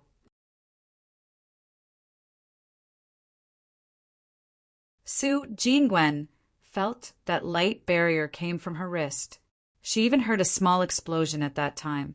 She subconsciously looked at her wrist. 1 bead was missing from the 3-beaded bracelet. She then looked around and was sure that it was gone. Su Jingwen felt that light barrier came from her wrist. She even heard a small explosion at that time. She subconsciously looked at her wrist. 1 bead was missing from the 3-beaded bracelet. She then looked around and was sure that it was gone. She originally stored this bracelet away, but then felt that it was a birthday present Emo gave her, and even gave another 3 beads to Ning Qingxue, which was very disrespectful to Emo+. This was the only birthday gift she received that was made by that person, so she wore this on her wrist. Was it because of the bracelet that stopped the bottle? Su Jingwen took her bracelet off in shock and disbelief. Jingwen, what's wrong? Xiao Lei spent a lot of effort to tie up Wang Peng. She saw Su Jingwen in deep thought, so she asked. I understand now, Su Jingwen murmured. 6 beads of safety. So that's what it meant. She gave 3 beads to Ning Qingxue, meaning she gave her 3 times of safety. Meanwhile, Yemo gave her this bracelet to save her 6 times. He didn't tell her the use of the bracelet, but only said that if she cherished it, then she would be safe. If she didn't and treated it like a normal present, then it wouldn't be of any use. But she didn't cherish it and gave 3 beads to Ning Qingxue for no reason. Luckily, she still wore the remaining 3. Why did Yi Mo give her something so precious? Where did he get this? Su Jingwen suddenly remembered how she met Yi Mo. It was because she thought Yi Mo was that charm master, and that's how they got to know each other. Charm master? Su Jingwen felt shocked. She finally understood that Yi Mo was the person who sold her the charms. She didn't recognize the wrong person, but he just didn't admit it. Why didn't he admit it? Su Jingwen thought and immediately understood. His powers were too shocking. He didn't want to expose himself. After all, she wasn't close with him. How did he know if she would expose him? Su Jingwen suddenly felt the remaining 2 beads on the bracelet and felt regret. Even the actual worth of the bracelet was worth thousands of times more than all the presents she received on that day, much less the one Yi Mo made himself. She suddenly remembered that Cheng Fei said her cousin met that man who sold necklaces and pills. That person must be Yi Mo. Yi Mo's eyes were very bright and wore very modest clothes. Her mother was saved by Yi Mo, and even now, she was saved by his bracelet and charms. Meanwhile, she was still looking for the person who sold her the charms. Her mother had always wanted to see the master who saved her, and now she only needed to find Yi Mo. Jingwen, what was that? And what was the charms you were talking about? At this moment, Xiao Lei asked again. Before Su Jingwen answered, the door was knocked and soon kicked open. Su Jianzhong was the first to run in. Seeing that Su Jingwen was fine, he gasped a sigh of relief. "Jingwen, are you all right?" Xiao Lei saw that Su Jingwen's father had came and also felt relieved. She was a journalist and quickly retold what had happened. Looking at Wang Peng, who was still unconscious, she felt relieved that she wouldn't be troubled by that guy anymore. She guessed that in the end, this Wang Peng would only be sentenced a year or so, but Sua Lin will be the sacrificial goat. "Jingwen, when you go out now, have Xiaoyu with you." Su Jianzhong didn't dare to reproach Su Jingwen too much. He was already very happy that Su Jingwen could call him first. "I understand." Su Jingwen surprisingly didn't argue with her father. Although she answered her father, she was still lost in thought. However, Xiao Lei asked, "Jingwen, you've been thinking a while ago. What are you thinking about?" "Luo Tsang?" Su Jingwen didn't pay attention to Xiao Lei's words and thought of Luo Tsang instead. Since Yi Mo appeared at the Luo Tsang magical artifact social night, it meant that he was living in Luo Tsang. Suddenly, Su Jingwen thought of Ning Qingxue. Wasn't she also living at Luo Tsang? Could it be Ning Qingxue and Yi Mo had gotten back together? Su Jingwen sighed. Ning Qingshu and Yi Mo lived together. So why should an outsider like her go to Luo Tsang? To Third Wheel? Never mind. She would call Ning Qingxue a few days later and invite her and Yi Mo to her house. Sigh. She gave half of what Yi Mo gave to her to Ning Qingxue. She wondered if Yi Mo would judge her. Perhaps in his eyes, she was no longer worth to be his friend. After all, he was that type of magical person. Someone like this was actually kicked out by the Yi family as an abandoned son. Yi Mo's family must have mental issues, and they called him that. No matter what they said, Su Jingwen wouldn't believe it. Yi Mo could cure her mum who was unconscious for a few years with just one charm. So how could he be that?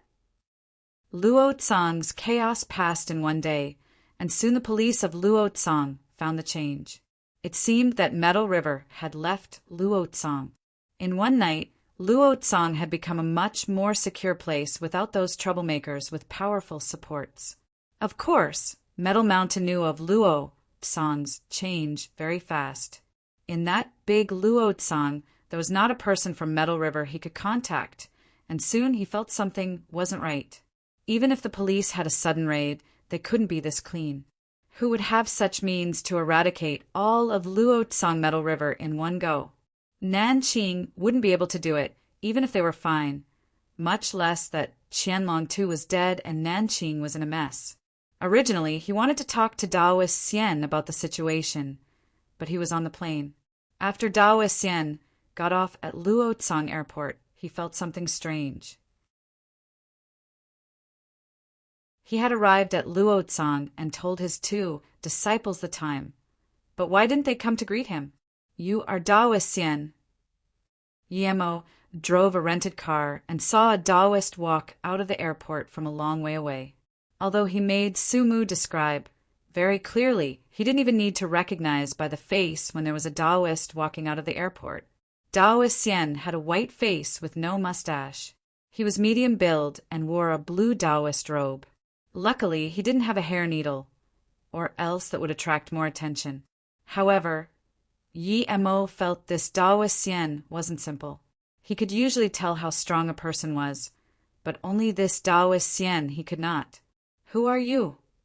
Daoist Xian knew Yi Mo was definitely not here to meet him. The people his 2 disciples sent wouldn't have such courage, calling him Daoist Xian. Yi Mo laughed and said, "Of course I'm here to bring you to your 2 disciples.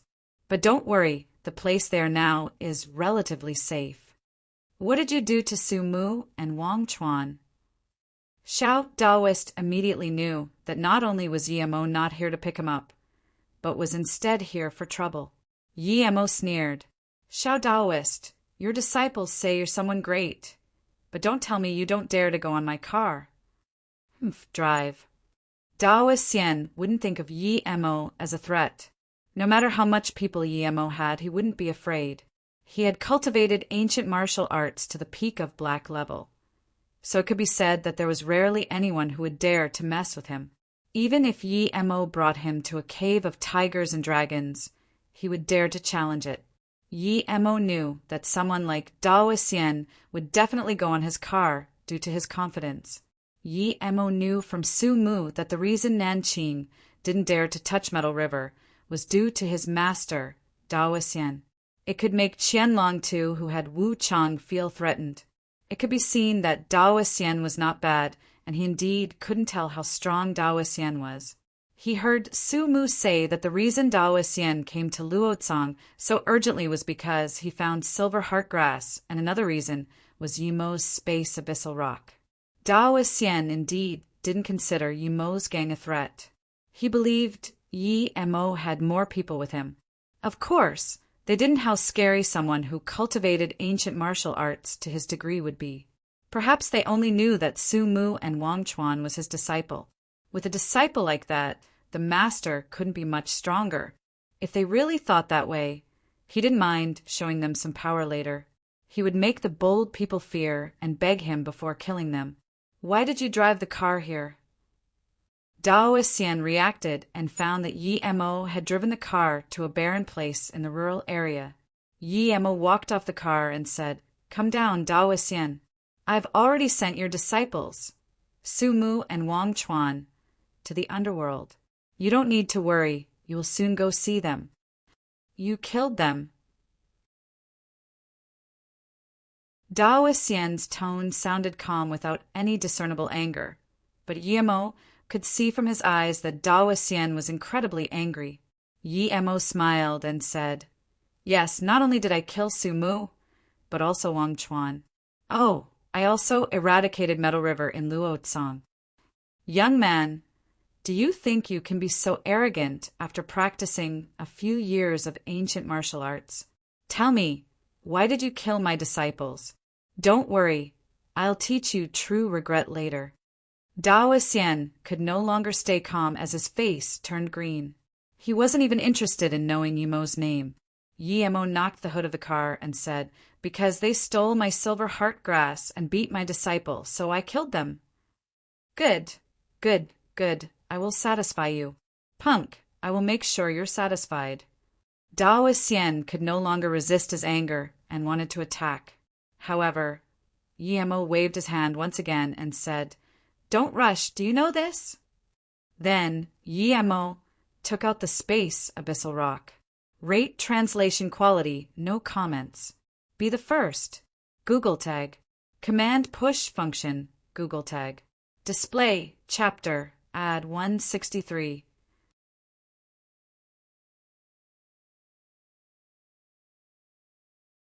Dao Xian's eyes focused and spat, "Spirit sensing stone?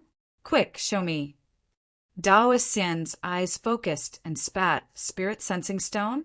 Quick, show me." Dao Xian had completely forgotten who Yi Mo was. In his eyes, there was only this rock who could help him break through. At this moment, Yi Mo put the stone away. "Not bad, you've seen this before. Tell me, where did you see it?" "Punk, give the stone over." Dao Xian saw Yi Mo put the stone away and his mouth turned hideous. He completely forgot his two disciples were killed and casually took out a whip from his waist. Yi Mo was dazed. Why did these ancient martial arts people all like to use whips? But soon he realized that this was a legal issue in society. If one carried a big sword around everywhere, then they would probably be invited to the police station. And the ancient martial arts cultivators here didn't have storage devices, so they could only carry it with them. A whip was the best choice. Yi Mo smiled and said, "You can't threaten me. You can try if you don't believe me." Dao Xian calmed down and took a careful look at Yi Mo, but couldn't see how he wasn't ordinary. The only thing was that he was too calm. No matter what, it was a big loot if he could get the spirit sensing stone. It was a pity that Su Mu was killed. Su Mu had helped him a lot. Yi Mo had a lot of questions to ask Dao Xian. He could make Lang Ji lose his mind for a brief moment. But that was because Lang Ji was far inferior to him. To this Taoist Xian, however, Yimo wasn't sure if it would work. If it didn't, it would damage his memory instead. Yimo was sure Taoist Xian wasn't a match for him. But before they fought against each other, he still didn't the extent of the latter's strength. Do you believe me? I can crush this stone with my hands. Yimo saw that Taoist Xian was thinking about something. He knew that Taoist Xian wanted to catch him off guard. Taoist Xian suddenly sneered. Do you think you can get away today? That's another thing, but I want to ask you now. Do you know about the hidden sects? Did you come from the hidden sections? If you answer me, I can let you touch this stone, Yimo confidently said. Taoist Xian was so angry he laughed instead. This young man didn't know what death meant. The reason he didn't move was just as Yimo said. He was afraid Yimo would shatter the stone. Taoist Xian looked at Yimo's hand, hesitated for a moment before saying, Okay, listen up. I'm from the hidden sections. The hidden sects are sects that are hidden, so they don't walk around in the normal world. Of course, there are individuals who does. In that case, the hidden sects are either hidden in the depth of the mountains or deserted places. Yimo immediately asked. Taoist Xian sneered.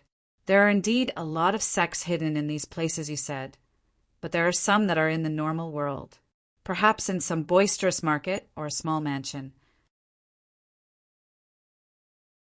As for how to get to the hidden sects, I only know how to get to my sect. Then how do you enter the hidden sects? Yimo didn't expect that they could be hidden in cities. Taoist Xian sneered. You think you can get in the hidden sects? Yimo's face sunk. Old man, we're half-dealing right now. If you don't want the stone, then don't blame me if I crush it. Wait, I'll tell you. Taoist Xian talked till now just for the rock, so how could he let Yimo break it? Yimo had a contemptuous look and said, You better be specific. Don't make me ask you. Taoist Xian was so angry to the point that he wanted strike, but the stone concerned him progressing, so he held back on the thought. He took a deep breath before saying, Do you think the hidden sects is just ancient martial arts cultivation? There are so many branches, and ancient martial arts is just one of them. And the people from hidden sects who come to the normal world mustn't reveal the location of their base even if they die. Plus, even if they told you, no one would be able to find it. Seeing Yimo's surprised look, Taoist Xian sneered before saying, There are too many branches in the hidden sections.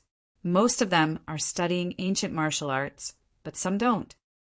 Each sect is protected by a formation. These are passed down from the ancient times.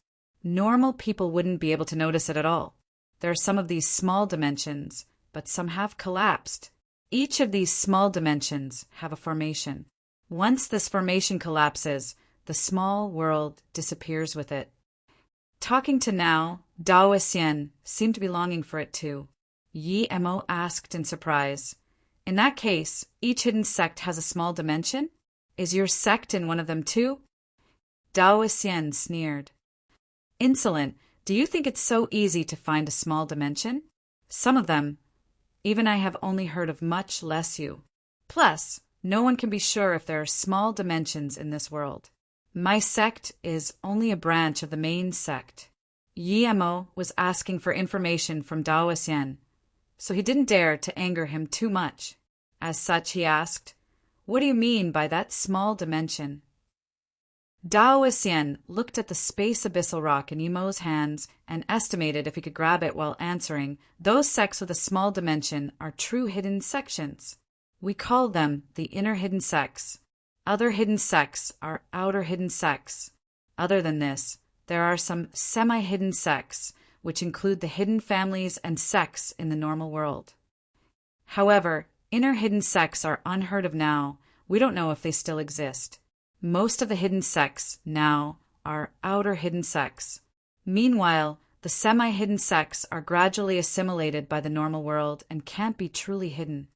Yimo knew that Taoist Xian's attention was focused on his rock, but pretended he didn't know and asked, Can you tell me a few names of the hidden sects? For example, the sect you're at. Dao Xian thought and still hadn't made the decision to rob the stone, so he replied, Juyin Temple, Cha family of the South River, for states 9 moons Taoist temple. These are all semi-hidden sects. However, Dao Xian didn't mention his own sect. Yi Mo thought, in that case, the sect Luo Susu was that should be outer hidden sects. Even Dao Xian didn't know if inner hidden sects existed. Wu Guang monks, Juyu Temple, was only a semi-hidden sect. In that case, no matter how hidden the outer hidden sects were, people should have gone in after such a long time. Yi Mo thought that as long as it was a place people could walk to, then it could be found. But since it was found, how could it be considered a hidden sect? You're dreaming. Dao Xian sneered once again and said, even outer hidden sects are mostly in dangerous mountains and deserted places. Many of them were ruled out by the government. Can't you see there are many places that are prohibited by the country for tourism? Some are because the places are dangerous and many people couldn't come back. But it's very likely that those places are where the hidden sects are. So not only is it hard to go in, but it is also hard for the hidden sect people to come out. Many people won't get a chance to come out their entire lifetime. Yi Mo suddenly thought of Luo Susu's words. Don't look for me, it would harm you and me. Thinking about this, Yi Mo asked once again, in that case, what if I accidentally enter the outer hidden sects? Dao Xian looked at Yi Mo in contempt. You think it's that easy? Plus, even if you did by chance, they could kill you. If you had some potential, perhaps you would stay there your life. If you don't, they would just kill you for no reason. Yi Mo's heart skipped, since it was so hard to come in and out of the hidden sects. How did Luo Susu come out last time? From her tone, it was indeed hard. Thinking about Luo Susu, Yi Mo was lost in thought. Seeing that Yi Mo was dazed, Dao Xian wanted to rob the stone, but then Yi Mo suddenly asked, tell me a way to get in a hidden sect, and perhaps I will let you hold this stone for 1 second. Dao Xian sneered, but he still said, every 3 years the hidden sects will hold a tournament. This year is the 3rd year. The place is at Wu Liang Mountain. As for the exact location, I don't know. Yi Mo was very satisfied with Dao Xian's answer, so he casually threw the stone to Dao Xian. Very well. I'm very happy with your answer. You can hold this for 1 second. Dao Xian saw the stone flying at him. His eyes were desperate and didn't even think before grabbing at it. Just when his hand touched the rock for less than 1 second, the rock flew out of his hand and back into Yi Mo's. Yi Mo checked the rock and said, okay, I've let you touch it. I'm going to put it away. Qi control it will. Dao Xian yelled out in shock. Cultivating inner qi to such an extent. Even he couldn't do it now. It would be hard to say if he could do it, even if he reached earth level. After saying this, Dao Xian immediately realized Yi Mo was tricking him. At this time, his whip had flown towards Yi Mo's head with a sharp howl. TL note: join our Discord channel for Strongest Abandoned Son. If you have questions, suggestions, etc., please don't hesitate to message us directly there. There will be information sheets in the info channel where cultivation states, characters list, and pinyin terms list is posted in case you don't understand anything. Here's the Discord link: https://discord gg/zpy8 rate translation quality 1 comments join in Google tag command push function Google tag display chapter add 164.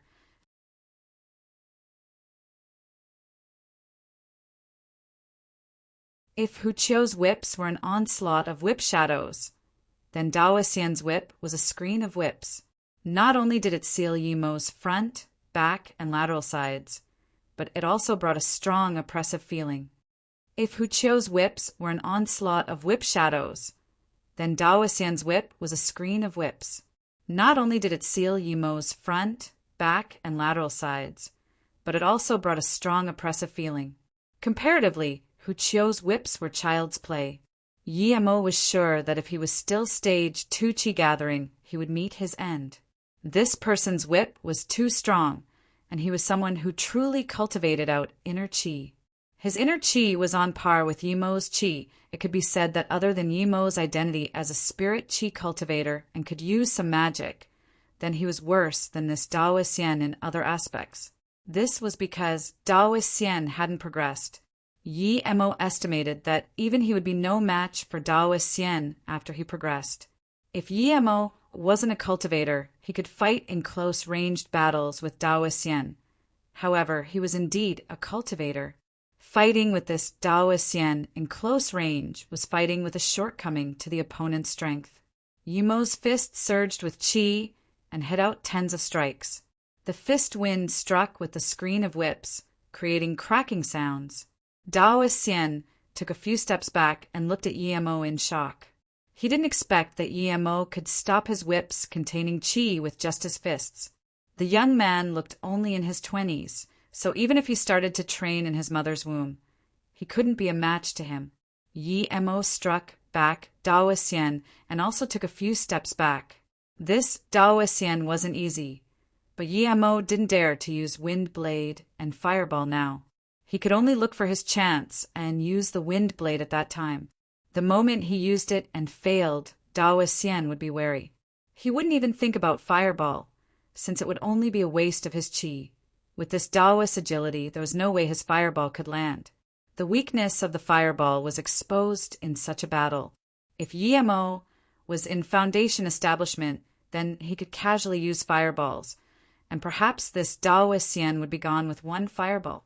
However, he was only stage 3 Qi gathering. Perhaps before he even used his second Fireball, that whip would come. With Daoist Yen's experience, it was very easy to see the weakness of his Fireball. "Young man, you're very good. No wonder my 2 disciples would die to you. But if that's all you got, then don't even bother asking about the hidden sections. Go die with my 2 disciples." Then Daoist Yen didn't even wait for Yi-Mo to catch his breath before his whip turned into a black shadow, striking towards Yi-Mo's waist. Yi-Mo just struck away Daoist Yen's whip, and his hand was still hurting. He knew that this whip wasn't made from ordinary material. Just as Yi-Mo expected, Daoist Yen's whip was made from a weapon-making sect. This whip was an attacking magical artifact. Looking at Daoist Yen's whip looming over, Yi-Mo frowned. He thought that he should prepare a weapon for himself. Otherwise, he would be fine with ordinary people. But against this Daoist or someone similar to him, he was at a disadvantage. Bang! Bang! Yi-Mo's fist struck the whip.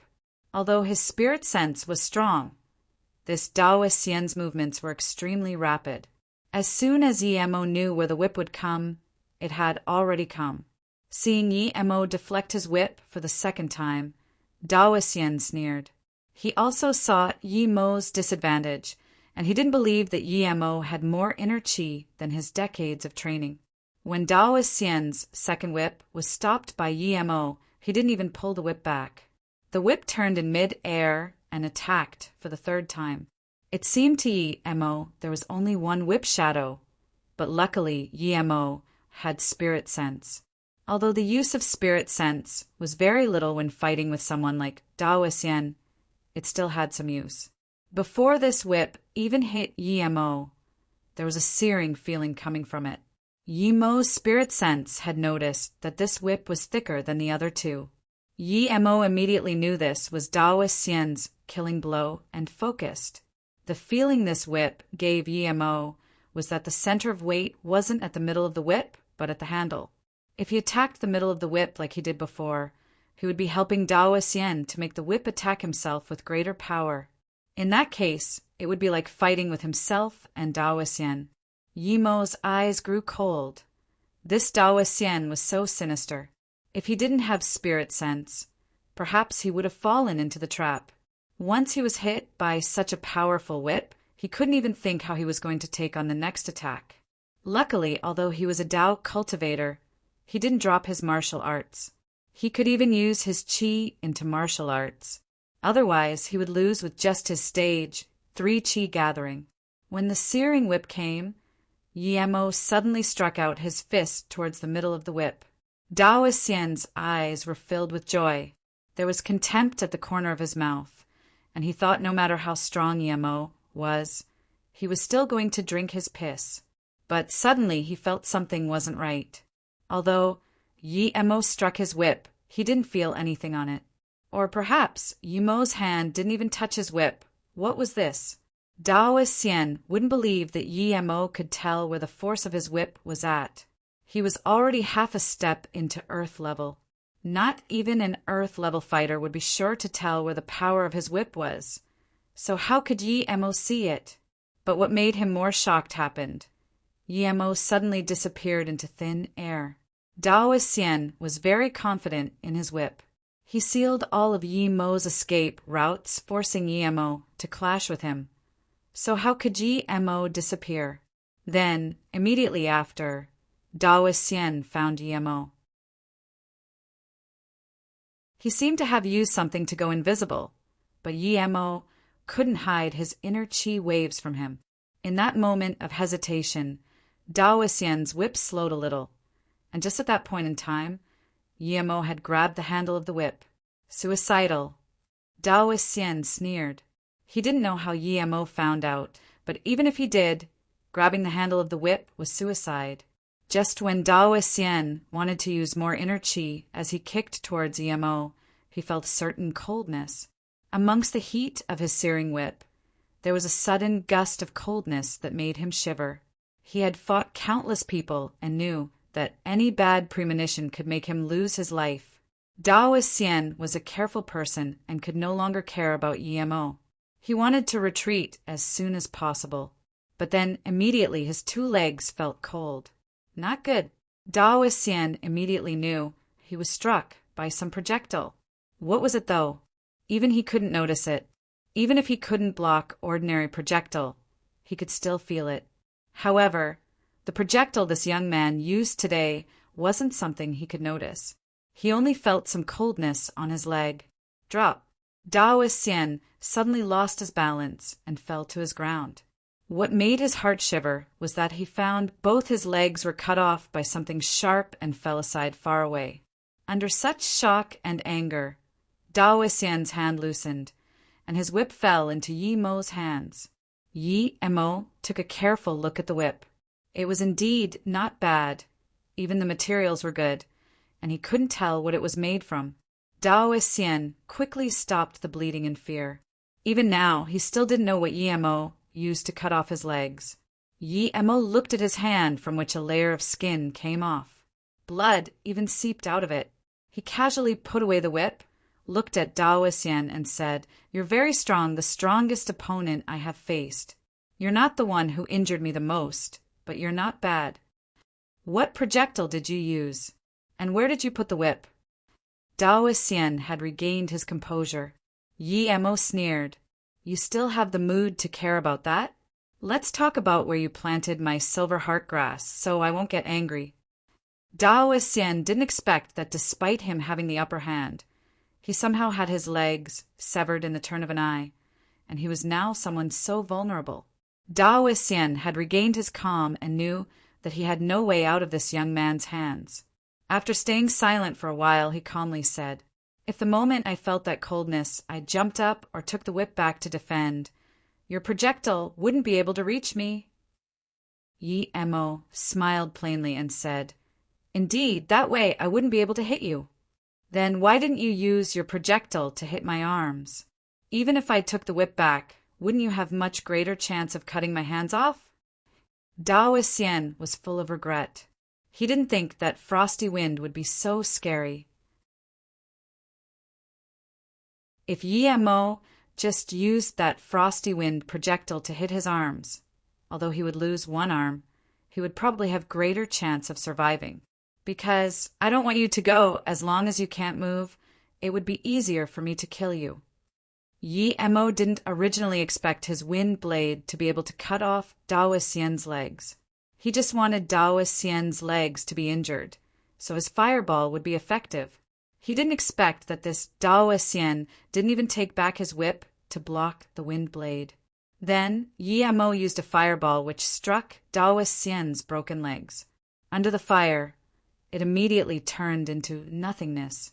Seeing Yi Mo could use a fireball so easily, Dao Xian's face was now full of extreme terror. He didn't feel such terror when he knew he was going to die. After a moment, he said, "Just who are you?" Rate translation quality, no comments. Be the first. Google tag. Command push function, Google tag. Display, chapter, add 165.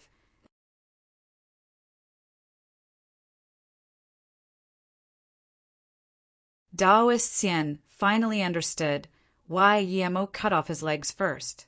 If his legs were fine, then that fireball wouldn't be able to do anything to him. Dao Xian finally understood why Yi Mo cut off his legs first. If his legs were fine, then that fireball wouldn't be able to do anything to him. You don't need to know who I am. I said you shouldn't have taken my things. Since you did, then don't blame me. Then, another fireball rose out of Yi Mo's hand from nothing. You can create fireball from air. Dao Xian had already forgotten the pain and fear. He was still making guess about Yi Mo using fireball just then, but now he was sure. Yi Mo really could make fireball from air. He finally saw something in the legends. Funny thing was he actually wanted to fight such a person.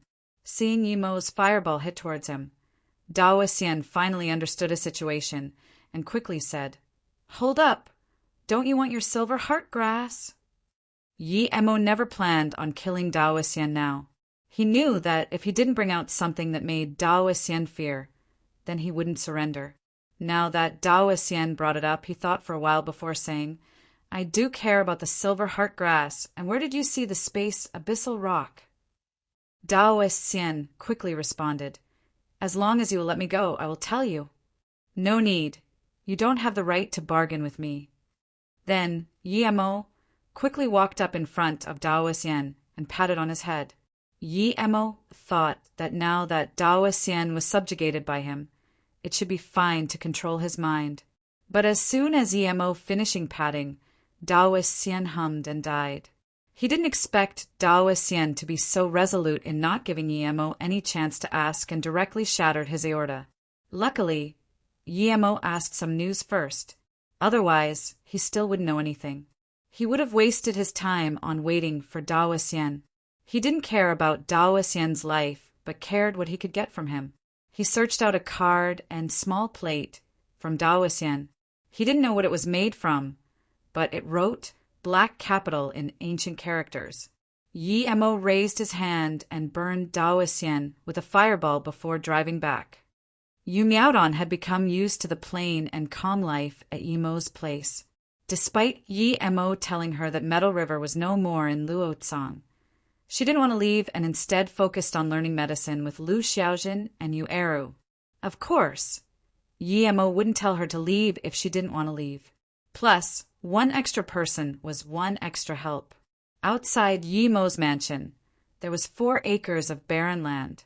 Yi Mo wanted to buy that so he could plant some herbs and make his mansion's area larger.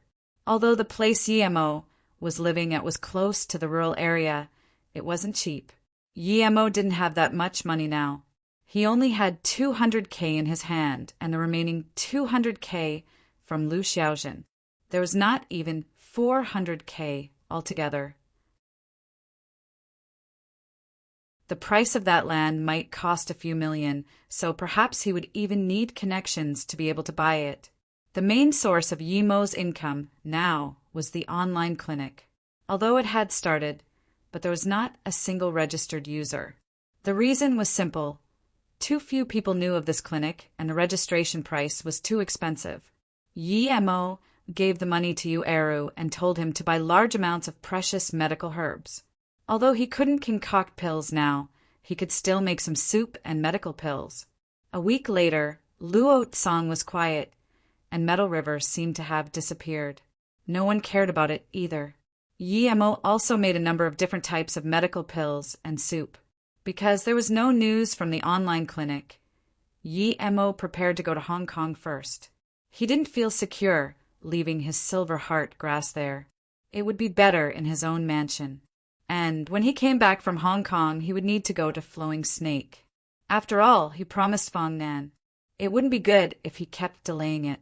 Plus, it was due to him that Fong Nan was at that state. Just when he made arrangements and was prepared to leave Luotsang, Lu Xiaojin came rushing in. Master, someone had registered on our website, and there are 2 of them. They applied for the waiting list. Yi Mo also felt joy after hearing that. He was short on money, and he was considering if he should sell a few defense talismans when someone suddenly registered. Each time there was a registration, it would be 10K, and application for waiting list was 100K. It could be said that those who dared to register on his website was definitely someone rich. It was because they could be cheated and was unable to get their money back. What is the described condition? Yi Mo asked. Lu Xiaojin dejectedly said, one is a vegetable person for 2 years in Hong Kong. And they also said if you went to Hong Kong, they would pay multiple fees. The other one is even further away in America. They also need you to go over there. The condition is whole body has soft bones. Normally, Yi Mo would have rejected it straight away, running to Hong Kong to treat a vegetable. He didn't want to earn that hard money, but now it was convenient. He was going to Hong Kong, so he didn't mind earning this money. Okay, immediately get the Hong Kong patient's address. Allow him to be on the waiting list. As for the America one, reject the waiting list. Do not refund the registration fee, Yi Mo said. Lu Xiaojin hesitated for a while before saying, Master, this is a vegetable, you. Yi Mo smiled. Don't worry. Help me do the procedures to get to Hong Kong. The faster the better. Doesn't matter if we pay a little extra. Vegetable people usually weren't serious. He didn't even need to go himself. It would be fine if he just brought a charm. For Yi Mo, it wasn't hard at all. It would only be troublesome if it wasn't a normal vegetable. Lu Xiaojin admired Yi Mo so much that she almost worshipped him. Since Yi Mo said it was fine, then she believed it would be fine. She immediately permitted the Hong Kong patient and rejected the American patient while telling the American patient if treatment is needed, he needed to get to the appointed place. Lu Xiaojin was very fast and clean in doing these procedures after staying a few years in Luotsang. She only took 3 days to do something that would take 2 weeks. However, Yi Mo would be going with a tourism company to Hong Kong. Hong Kong, Chin Quan Bay. Although the scenery here was good, the region near the mountain was private property. Outsiders could only see the view from afar and was not allowed in. Meanwhile, the most grandiloquent mansion wasn't the mansion on the mountain waste, but instead the temple behind the mansion. This mansion was extremely grandiose, whether it was outside or inside. There were 4 big men standing at the door of the temple. At the moment, there were 4 people inside the temple, and one of them was on the bed unconscious. This man looked like he was in his 50s. His face was very skinny, and it had this unhealthy yellow to it. Other than the man laying down, there was 3 other people. One was a middle-aged man and had a very heavy expression on his face. Beside the man was a woman less than 30. If this woman wasn't frowning, she would definitely be beautiful. However, her eye lines seemed oppressive. If her eye lines were a bit more soft, perhaps she would be every man's dream. The last man was obviously a subordinate and stood straight behind the middle-aged man. There was a grandiloquent mansion, but it was unknown why the patient was lying in the temple, and the temple was built even more extravagantly than the mansion. Luo Qin, what did that website that say they can cure any disease say? At this moment, that man suddenly spoke. Boss, that website agreed to put us on the waiting list, and I have paid the 100K waiting list fee, the man beside him immediately said. Did they ask about anything else? The middle-aged man continued to ask. No, boss, they just made us pay 100K and said they will send people over, and there was no more news, Luo Chan immediately said. Oh. Then man asking the question had extreme disappointment in his eyes. He believed this website was a fraud. They just asked and knew the patient was a vegetable and took the money. They didn't even ask how the patient got the disease and what the symptoms were. Now, they didn't even ask about anything. If this wasn't a fraud website, what was? 100K was nothing, but another hope was lost. However, Luo Chan hesitated before saying, "The waiting list we applied for in America was rejected. They told us the doctor wouldn't go America. If we wanted treatment, we would have to go to the appointed place. There's such things." The middle-aged man immediately focused his attention again. Since that website rejected to go to America for treatment, then it meant that they really might not be fraudulent. That woman, however, immediately continued, "Did they say when they would come to Hong Kong?" They didn't say exact time, but they said within 10 days they would definitely get to Hong Kong. Luo Chen immediately replied. The middle-aged man nodded and said, "Luo Chen, this region has been chaotic. Recently, bring some people and make some arrangements. Don't let the doctors from mainland be attacked." "Yes, boss," Luo Chen replied and left the temple. Rate, translation quality, 2 comments, join in Google Tag.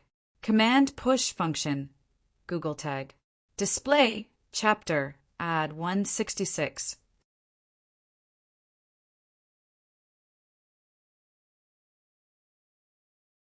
The tourist group Yi-Mo joined was a rather popular one in Luozong. Perhaps everything was arranged, so the tour leader never asked Yi-Mo anything. He probably knew that Yi-Mo was just using the tour to get to Hong Kong. The tourist group Yi-Mo joined was a rather popular one in Luozong. Perhaps everything was arranged, so the tour leader never asked Yi-Mo anything. He probably knew that Yi-Mo was just using the tour to get to Hong Kong. When the tour got to Hong Kong, the first thing they did was shopping, but Yi-Mo separated with the tour group. He was planning to do his own thing first and get the silver heart grass before treating the patient. Yi-Mo knew that the big boss of Metal River was Metal Mountain, and he knew that the latter was at Hong Kong. However, he didn't know where Metal Mountain lived. Yi-Mo was not worried, though. Since Metal Mountain lived in Hong Kong, then he must have his power here. He only needed to go up to them. Before getting on the plane, the tour leader said that Miao Pu was the most chaotic. Although it was very popular, foreign tourists should not go there. Yi-Mo wanted to find Metal Mountain, so of course he needed to go to the most chaotic place. Metal Mountain was the mafia lord. The darker and the more chaotic a place was, the easier it would be for him to get news of Metal Mountain. Miao Pu was indeed filled with people and all sorts of entertainment facilities. Outside, there were all sorts of fast food restaurants and stalls. It was like a big market, and there were all sorts of snacks that made people really want to try. Yi-Mo saw one shop's fish balls rice cake made very exquisitely and couldn't resist to buy one.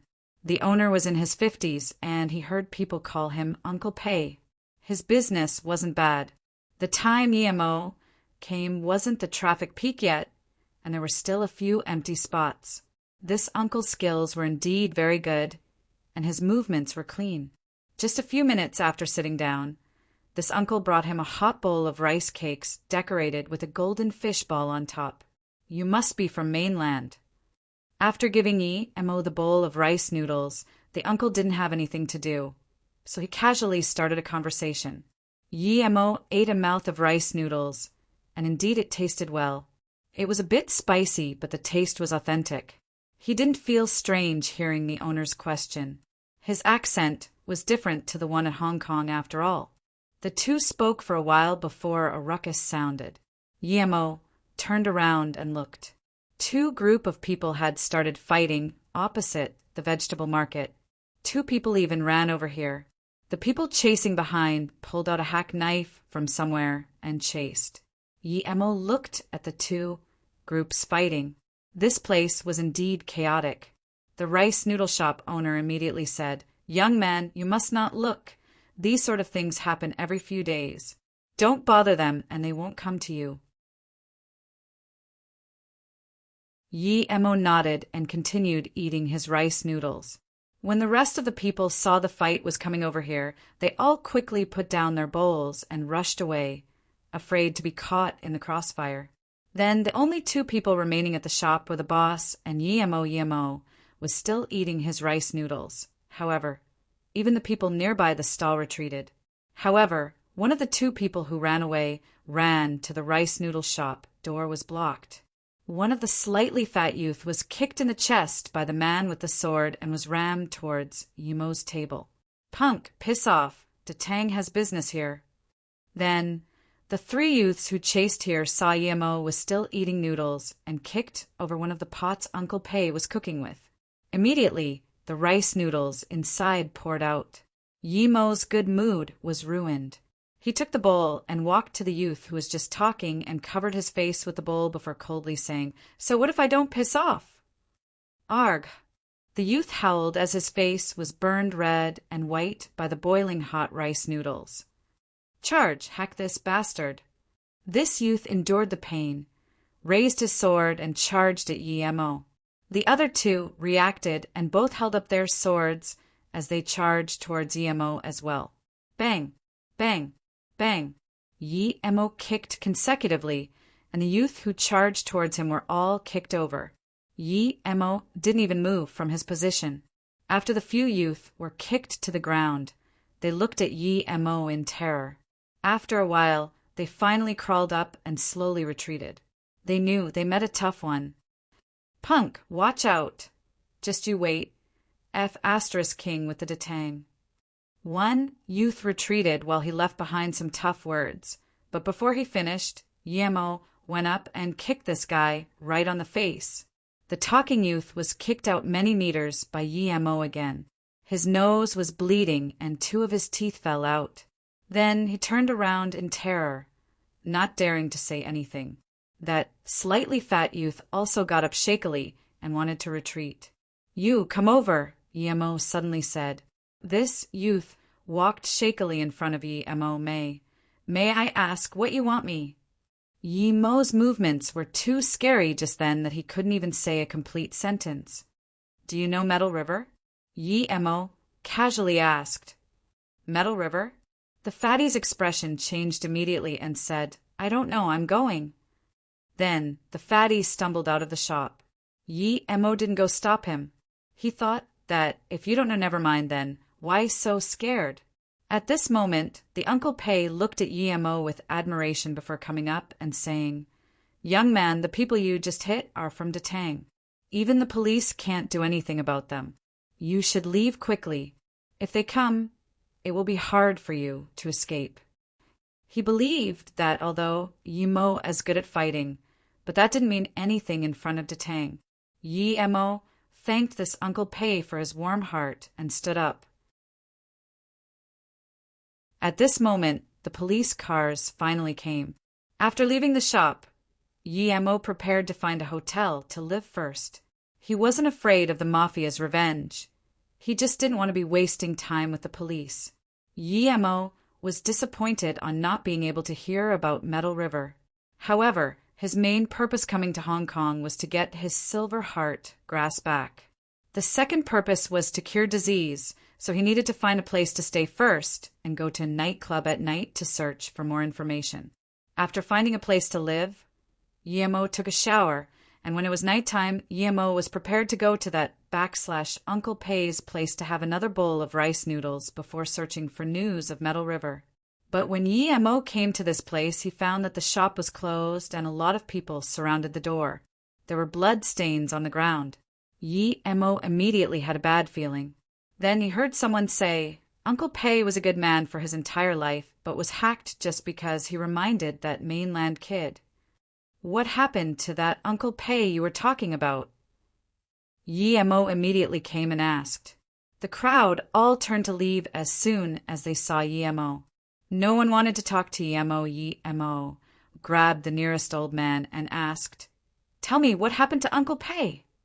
The elder had a face of fear when he saw Yemo grab him, so he quickly said, I don't know, let me go.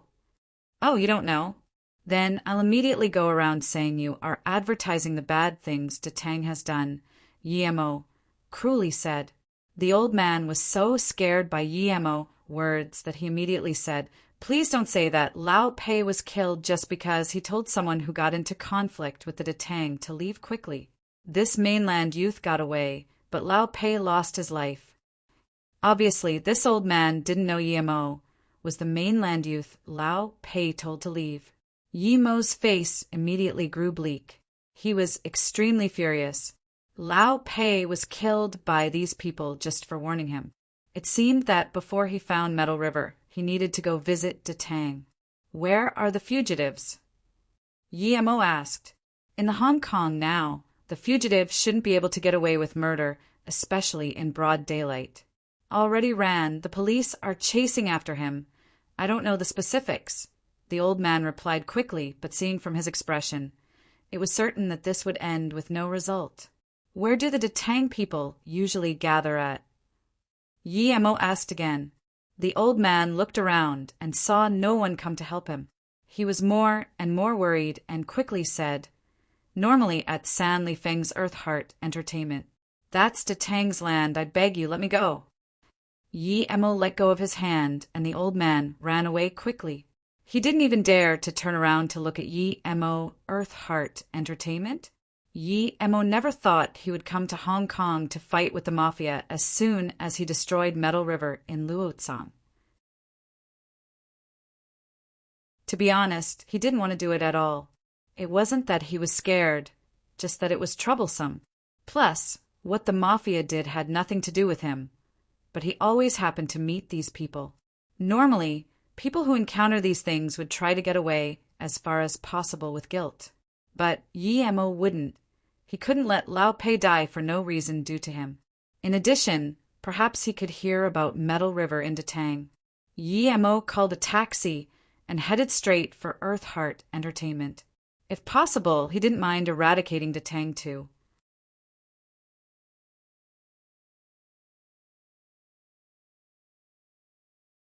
He casually spread chi around his face to avoid being captured by cameras. Yimo didn't want to be on the wanted list in Hong Kong, since he came to kill today. Detang's gangsters could be fine after killing or judged as accident, but he couldn't. He casually spread chi around his face to avoid being captured by cameras. Yimo didn't want to be on the wanted list in Hong Kong, since he came to kill today. Detang's gangsters could be fine after killing or judged as accident, but he couldn't. It was very boisterous inside Earth Heart Entertainment. Yimo scanned, and it was messy. Everything was done there. As soon as Yimo came to the door, someone stopped him. Brother, I have never seen you before. First time here? At this moment, a youth with curly hair walked out, and as soon as he saw Yimo, he pointed at Yimo and called out, "It's him, he broke 2 of Brother Fei's teeth in South Street." This curly-haired youth immediately recognized Yimo Go. As this curly-haired youth called, 7 or 8 people charged out. Yimo sneered and didn't hold back. How could these normal gangsters endure his attacks? Soon, all of them were on the ground. Yimo hadn't started killing yet because he needed to confirm things before he would start the slaughter. "Friend, you came to our place. Did you want to break our place? I'm the manager here, Chui Hung." At this moment, a manager-looking man walked out. He looked at the 7 or 8 hoodlums on the ground, frowned, and said, Yimo kicked again. He kicked down a guy who struggled to get up. Then he looked coldly at the manager and said, "I have 2 things here today. First, did you kill the Inkle Pei from the noodle shop?" "Humph. Do you think you're good just because you can fight? So what if we killed him?"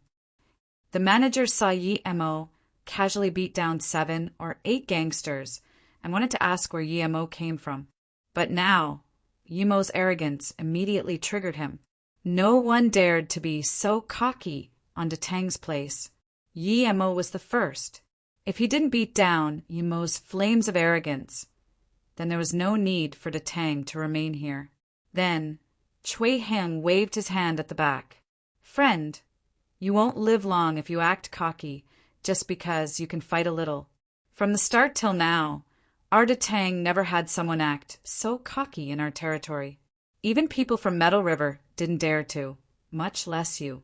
Since you are so cocky, then I will show you the price for your cockiness." Yimo sneered and also felt happy. These people indeed knew about Metal River. It seemed he came to the right place. He casually pulled out the whip Daoisean used. He was scared of wasting time if he fought these weaklings, fist by fist. At this moment, he actually missed his metal nails. He could pretty much solve these gangsters with one nail each. Seeing Emo take out a whip, Chui Heng's mouth showed even more contempt and called out once again, "Go on him together! Beat him to death! Don't need to hold back." With Chui Heng's order, those 11 gangsters charged, with some of them have hack swords in their hands. Yi Mo gathered spirit chi in the whip and swung out. With this swing, he gathered 70% of his cultivation chi. The long whip howled and hit the first few who came up. In terms of whip technique, Yi Mo wasn't as good as Daoisean, but he didn't even need technique for these little hoodlums. He only needed to infuse the whip with his chi. If Daoisean swung it, it wouldn't have such howling sounds. But in Yi Mo's hands, the whip shattered the air. Push! The whip sliced like a long sickle. There were only 11 who attacked Yi Mo, and this whip hit the first 6 people. Not one of those who were hit lived. In the most serious case, the person was almost cut in 2 from the waist. Before the remaining 5 could react, Yi Mo's whip turned and swung again. Another whip. After 2 whips, Yi Mo took back the whip. At this moment, there were some people who hadn't fell. After a few breaths later, they finally fell and died. 11 people only took 2 whips. The only one standing was Chui Heng. He had his jaws wide open while looking at the bloodbath. Was this even human? Killing 11 people with 2 whips. Some people even had their chests torn open. Was he using a whip or a long sword? Does your Detang still have more people? Call them up together. Save me the time of looking for them one by one. Yi Mo looked at Chui Heng, who was dumbfounded, and sneered. Chui Heng phased for a while before saying with a pale face, "None, none." But what made his soul shatter with fear happened next. The youth in front of him casually threw out a few fireballs. The floor that was previously bloodied with bodies was now covered in ashes. Even those few hack swords were burnt crisp. God, Chui Heng wanted to control his thought and not think in such a way, but he couldn't. Yi Mo scanned with a spirit sense and found that other than some customers, there were indeed no more Detang people here. Now, I'm going to ask you a few questions. If you don't answer them properly, you will turn into dust very quickly. Yi Mo stared at Chui Heng, who was still dazed, and said. Chui Heng shook and finally recovered. He wiped his still, sweating forehead and shakily said, "Sir, please ask, please ask." The scene just then was still shocking his sense. He couldn't control the shaking in his legs. If it wasn't for the disappearance of the bodies, burnt smell in the air, and the melted swords, he really would have thought he was dreaming. Have I killed the person who killed Uncle Pei? Yi Mo scanned Chui Heng and coldly asked, "Yes, it's..." Chui Heng spoke to this point and was interrupted by Yi Mo. "Where is the HQ of Detang? Take me there immediately, or you won't need to be talking anymore." Yi Mo's voice grew cold. He knew that a mercenary like Chui Heng would require more means once he recovers. As expected, Chui Heng said without any hesitation, "Metal River's big boss, Metal Mountain, is having negotiations with our leader tonight, saying that some regions will be given to us Detang." After talking for a while, Chui Heng's tone became more consistent. Metal River had usually been very adamant. I don't know why they would bring this up themselves. Brother Yu is afraid Metal Mountain is using tricks, so he brought all of the elites of Detang to the negotiation. Then Chui Heng stopped shaking. He seemed to have recovered from the shock, but he still looked at Yi Mo with fear. "I'm going to find them now. Lead the way, quick!" Yi Mo yelled. "Yes." Chui Heng didn't dare to disagree at all. It was too late to not say anything, thus he might as well do more. Yi Mo had some idea why Metal Mountain was having discussions with Detang. It was because he killed Daoisean, and Metal Mountain probably knew it. A metal river without Daoxian was like a tiger without its claws. Metal Mountain was acting early. Once Detang knew that Metal River no longer had Daoxian and then they fought, Metal River would lose more things. Detang and Metal River set the discussion place at West Sand's region. West Sand was the largest gang in Hong Kong other than Detang and Metal River. Both parties would agree to having the discussion here. After nearly 40 minutes, Chui Hung drove a Mercedes to West Sand's land. Both parties chose a large private manor. When Chui Hung drove the car in, there were already tens of luxurious limousines parked outside. Chui Hung was stopped at the door. Yemo only needed to scan with his spirit sense to know that there were around 200 people in the light and dark. It seemed they would fight with the slightest disagreement. "I'm Chui Hung from Detang. I need to see my leader," Chui Hung quickly said to the guard. The guard's face didn't change at all and said, "There's an important meeting going on inside. No one is allowed in and out. Please immediately drive away, otherwise we won't." The guard stopped talking there because Yemo had already killed him with a wind blade. Chui Hung was so scared that he only said one word and then didn't even dare to look at Yemo while driving the car in. He had understood just how fierce and cruel Yemo was. The few men who were preparing to stop Chui Hung saw that Chui Hung spoke with the guard and still came in, so they didn't stop them. They didn't see the guard fall and thought the car was let in by the guard. So after Chui Hung stopped the car, no one came to say anything. Chui Hung parked the car and took Yemo to the door of the mansion shakily. At this moment, another 2 people came to stop Yemo and Chui Hung. Yemo didn't hesitate to knock them out. This time he didn't kill. At the same time, he turned around and knocked Chui Hung out. Now wasn't the time to kill him. He needed to at least be sure if Metal River was here before killing Chui Hung. And now he no longer needed Chui Hung to lead the way. He headed straight to the meeting room.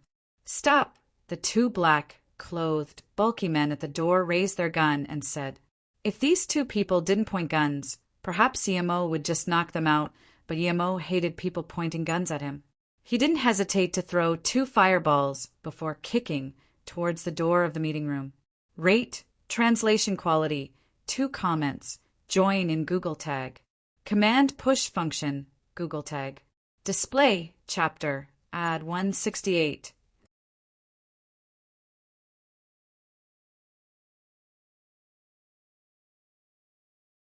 Chapter 169.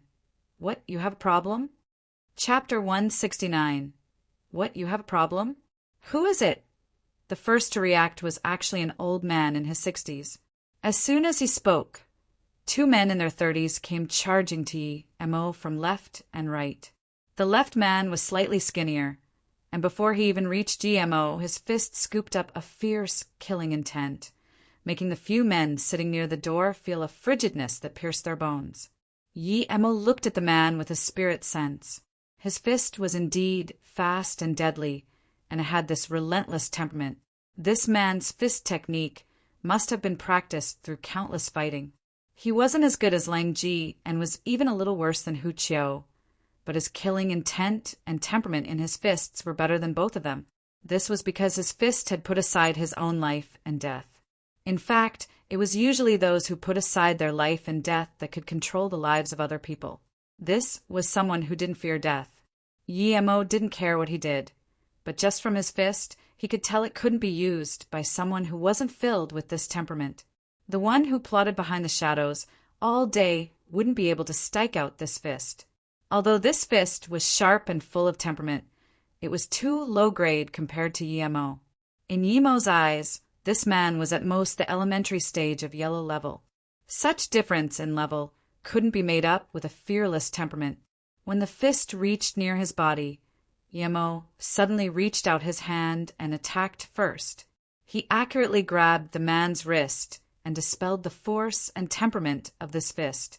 Then Yemo's hand used a little force, and the man's wrist was easily cracked. Then Yemo brought his hands up a little, and this skinny man was thrown out many meters away, landing at the corner of the wall. At this moment, the other bald-headed man finally reached in front of Yemo. He wasn't empty-handed, though. He held a trident. In the battle between masters, there was little people who used tridents. But this man not only used a trident, it was even a specially made trident.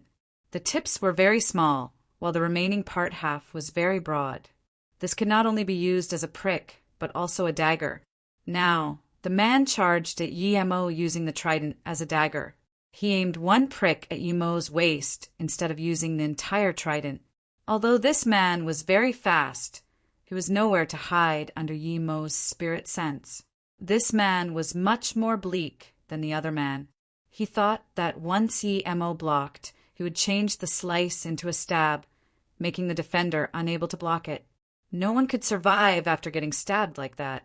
Yemo sneered as he immediately raised his leg and spun it in midair.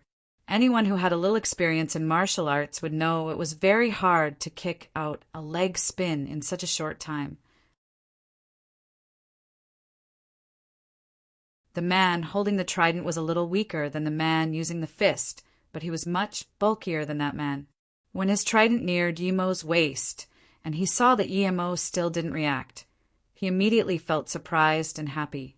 He thought that if Yemo were to block, he would turn this slice into a stab and kill Yemo. But his smile soon froze. Yemo had raised his leg and, using a speed that he couldn't even see, spun his leg in air and kicked his wrist. He didn't even have the chance to dodge, as that kick was too fast. So fast that he only realized he was kicked after the kick connected. Just like the skinnier man, Yemo broke the man's wrist, and the trident fell out of the man's hands. At this moment, Yemo didn't wait for the trident to fall to the ground. His heels turned kicking accurately on the hilt of the trident. The trident seemed to have grown eyes and flew right back, piercing into the bald man's throat until the handle submerged. The bald man held to the handle with terror. He suddenly understood that when the difference in power was too high, no tricks would be effective. He made gurgling sounds before dying. No one was able to see this extremely fast combat clearly except for the black-clothed woman sitting on the very inside. Yemo also knew that woman was the strongest here, but she was strong to a limit. At most, she was the same as Lang Ji, or perhaps even a little worse. This woman looked at Yemo's actions in surprise. She knew that it would be very easy for Yemo to kill the first man, but he let him go. She wondered if it was due to their different motives. One wanted to force Yemo out of the room and got his wrists broken, while the one who wanted to kill Yemo lost his life. The man who was at the corner also stood up. He looked at Yemo in shock. Ever since he graduated, he had never seen a master like Yemo. He only heard that Metal River had a Taoist Yen that was strong, but he never fought with Taoist Yen, so he didn't know how strong that person was. At this moment, everyone in the room reacted and all stood up while looking at Yemo in shock. Everyone knew about each other.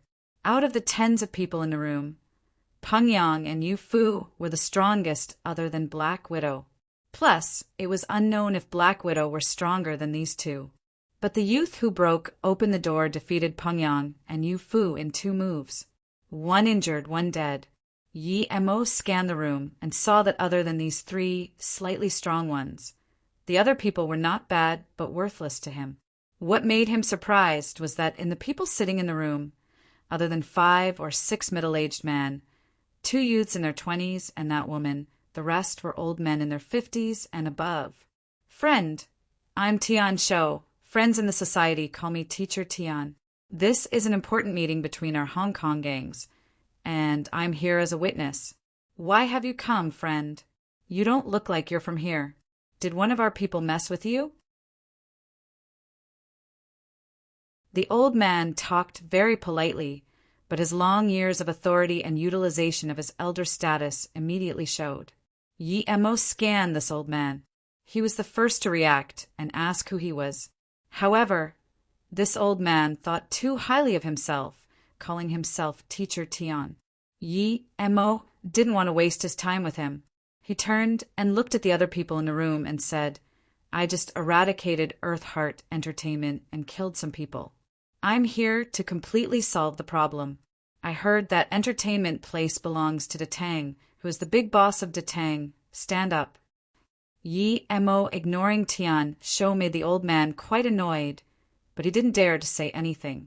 Regardless of whether he really did kill those people, his fierce killing meant he was not someone to be easily messed with. A man in his 40s suddenly stood up and said in a low voice, I'm Zuyu of Detang.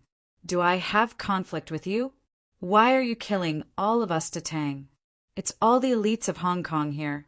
No matter how strong you are, do you think you can kill all of the friends in the business? Zuo Yu's words were rather skillful. He put himself at a weak position before pulling all of the friends in the Hong Kong underground world to his side. Yi Mo scanned the big bosses of the underground world. He didn't think that Chui Heng's info wasn't accurate. Chui Heng just said it was Metal River and Detang having a meeting. Seeing Yi Mo scan them, a few big bosses kept their glaring eyes on Yi Mo.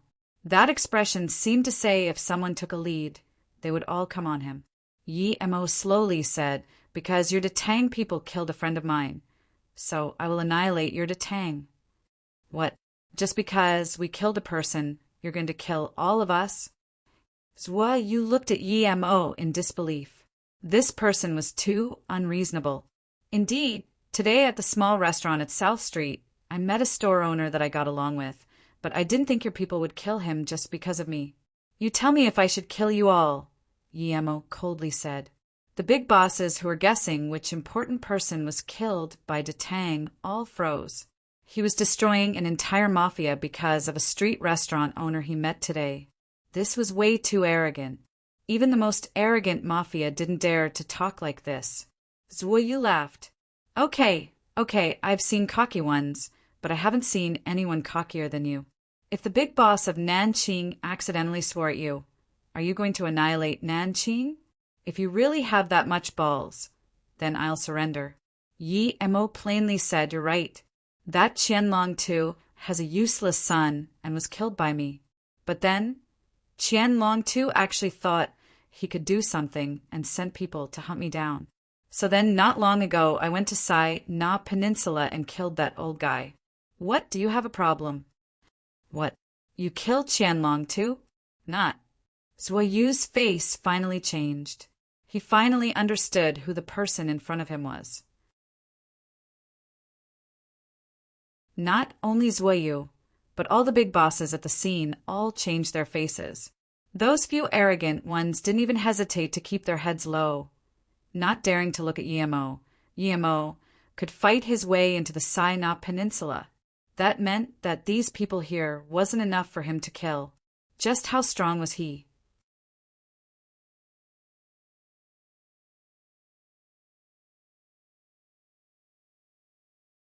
Chapter 170. Predecessor. Chapter 170. Predecessor, the two men standing behind Zuo Yu suddenly pulled out their guns and rapidly shot at Yi Mo. Yi Mo's side. It seemed that he really needed to prepare some normal nails on him. Otherwise, he was sure he could kill these two before they fired. Meanwhile, the shooting speed of Wind Blade couldn't keep up with Bullet, much less a fireball. After the gun fired, everyone was happy. They didn't expect to have the chance to fire in front of Yi Mo. Suddenly, Yi Mo waved his hand and a chi wall immediately surrounded him. When the two bullets reached near the wall, it slowed down, but this was only seen under Yi Mo's spirit sense. Before other people saw what happened, Yi Mo had already grabbed the two bullets and threw it back. There was another 2 gunshots. When the two opened fire for the second time, Yi Mo's bullets had already pierced their forehead. 2 blood dots appeared on their heads, and Yi Mo just managed to catch the 2 bullets they shot out again. At this moment, the 2 men finally fell to the ground. There was not a single person in the room that wasn't experienced in fighting and death. What else have they not seen?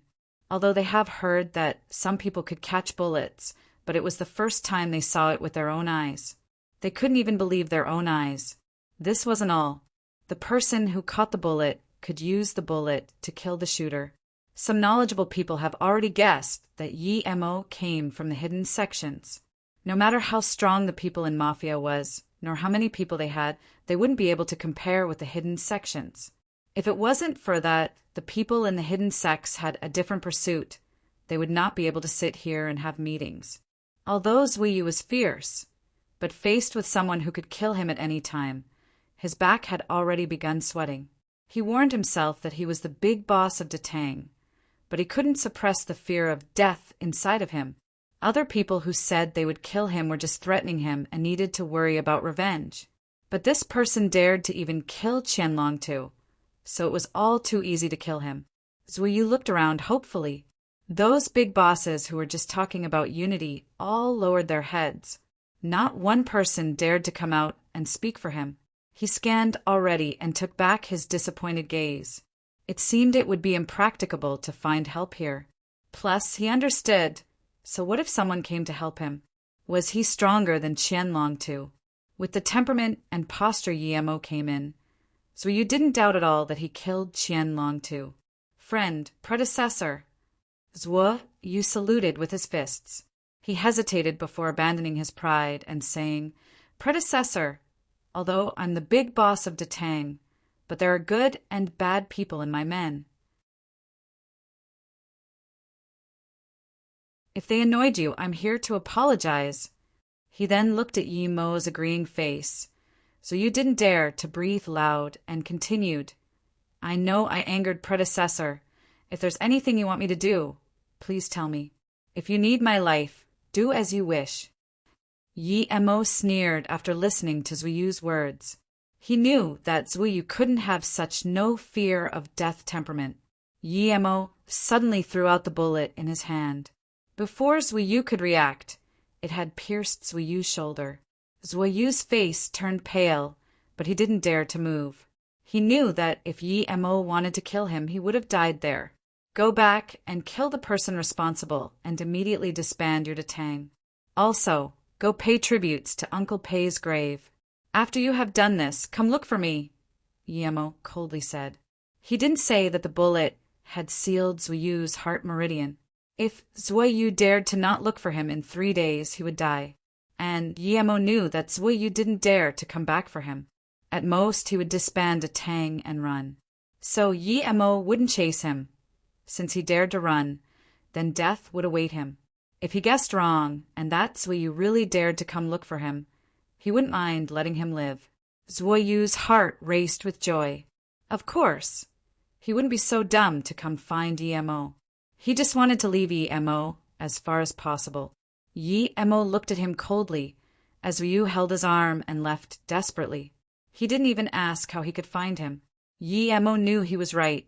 This guy wanted to run indeed. Seeing Zuiyu leave so desperately, everyone felt something was wrong. But Zuiyu was dumbed by the thought of escape.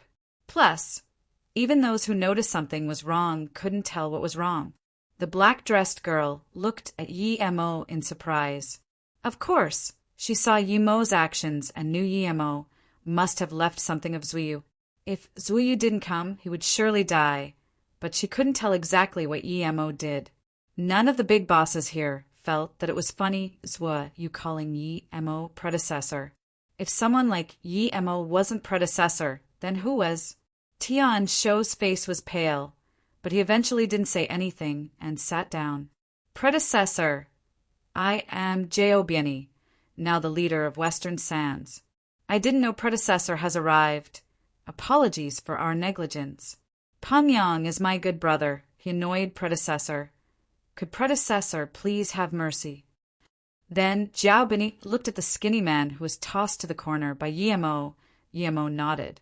He never intended to kill Pangyang, and now that Jiaobiani asked for mercy, Yi Mo casually said, You have no business here. Go to the side. Yes. Jiaobiani was happy. This meant that Yi Mo let him go. He wouldn't be dumb enough to go argue with Yi Mo. That was suicide. Then the black-clothed woman suddenly stood up and copied Jiaobiani's tone. I'm Sui Wehua. People call me Black Widow. Greetings, predecessor. Seeing that Jiaobiani and the Black Widow spoke like that, all the big bosses stood up while reporting their name and gang. Everything seemed so orderly all of a sudden. Afterwards, Yi-Mo found Metal Mountain. He seemed to be in his 50s, however, his eyes seemed sunken, not allowing people to see what he's thinking about. I'm Yi-Mo. My principle is I don't mess with those who don't mess with me. Since you mess with me, then don't blame me. Metal Mountain, stand up. The first part of Yi-Mo's words made everyone gasp a sigh of relief. They thought everything had ended, but then his latter part hung up everyone's hearts. They were scared that Yi-Mo was looking for more trouble. Predecessor, I'm Metal Mountain. What business does predecessor have with me? Of course Metal Mountain didn't know Yi-Mo's name. Not even Daoist Xian knew him. Although Metal Mountain was the famous head of a gang in Hong Kong, his facial expression was very polite. The difference with him and Zuiyu was that he was calm, although remaining polite. Everyone knew that the reason Metal Mountain was so calm was because he had a very strong assistant called Daoist Xian. This was the reason he could be the leading power in the Hong Kong underworld. Because your men have messed with me, I came here today just for you. Yi-Mo could tell that Metal Mountain wasn't simple. His title was Metal Chains Crossing the River, and he did seem like a troublesome person. No wonder Wu Xueming was no match for him. This is the first time I saw you, predecessor. Who messed with you, predecessor? Metal Mountain wasn't afraid as Jiaobiani because he wasn't sure if Daoist Xian was killed. If Daoist Xian was here, he wouldn't be afraid of anyone. Even if Yi-Mo was very strong, he believed that Yi-Mo was no match for Daoist Xian. Yi-Mo could tell by Metal Mountain's expression that he had his hopes on Daoist Xian. He sneered before saying, "That Daoist is your man, right? His disciple stole a type of grass I planted, so he pissed me off. Oh, by the way, I've slaughtered both him and his 2 disciples. I've annihilated your metal river in Luotsang." Yi-Mo's words was like a huge hammer smashing into Metal Mountain's chest. Daoist Xian was killed, and this meant that his leading position would come to an end. Metal Mountain subconsciously looked at the big bosses around him and found that a few of them had a glaring beam in their eyes. His heart sunk. He now hated Daoist Xian's disciples to the bones. Why did they have to mess with this Yi-Mo? He didn't expect Yi-Mo was so strong that he could even kill Daoist Xian. Daoist Xian was a master who was 1 step away from Earth level. Seeing the sneer at the corner of Yi-Mo's mouth, Metal Mountain shivered. He finally felt Zuiyu's mood and no longer had his previous composure. He wiped the sweat from his forehead and immediately said, "Predecessor, I'll take you to Daoist Xian's place immediately." If the things are still untouched, it should be there. He knew that Daoist Xian's disciples brought some grass from the mainland, but he wouldn't even ask about these stuff at all. Now that Yi-Mo asked, of course, he remembered. Lead the way. Yi-Mo's main purpose here was to get the silver heart grass. From Metal Mountain's tone, he seemed to know where it was. He was glad and didn't want to waste time here. Seeing Yi-Mo and Metal Mountain walk out, the people in the room finally felt relieved. Yi-Mo was too horrific for them. He could no longer be threatened by any gang. You're tuning in to the Thunder Spear YouTube channel. Don't forget to subscribe and join us on this journey to catch the most captivating stories.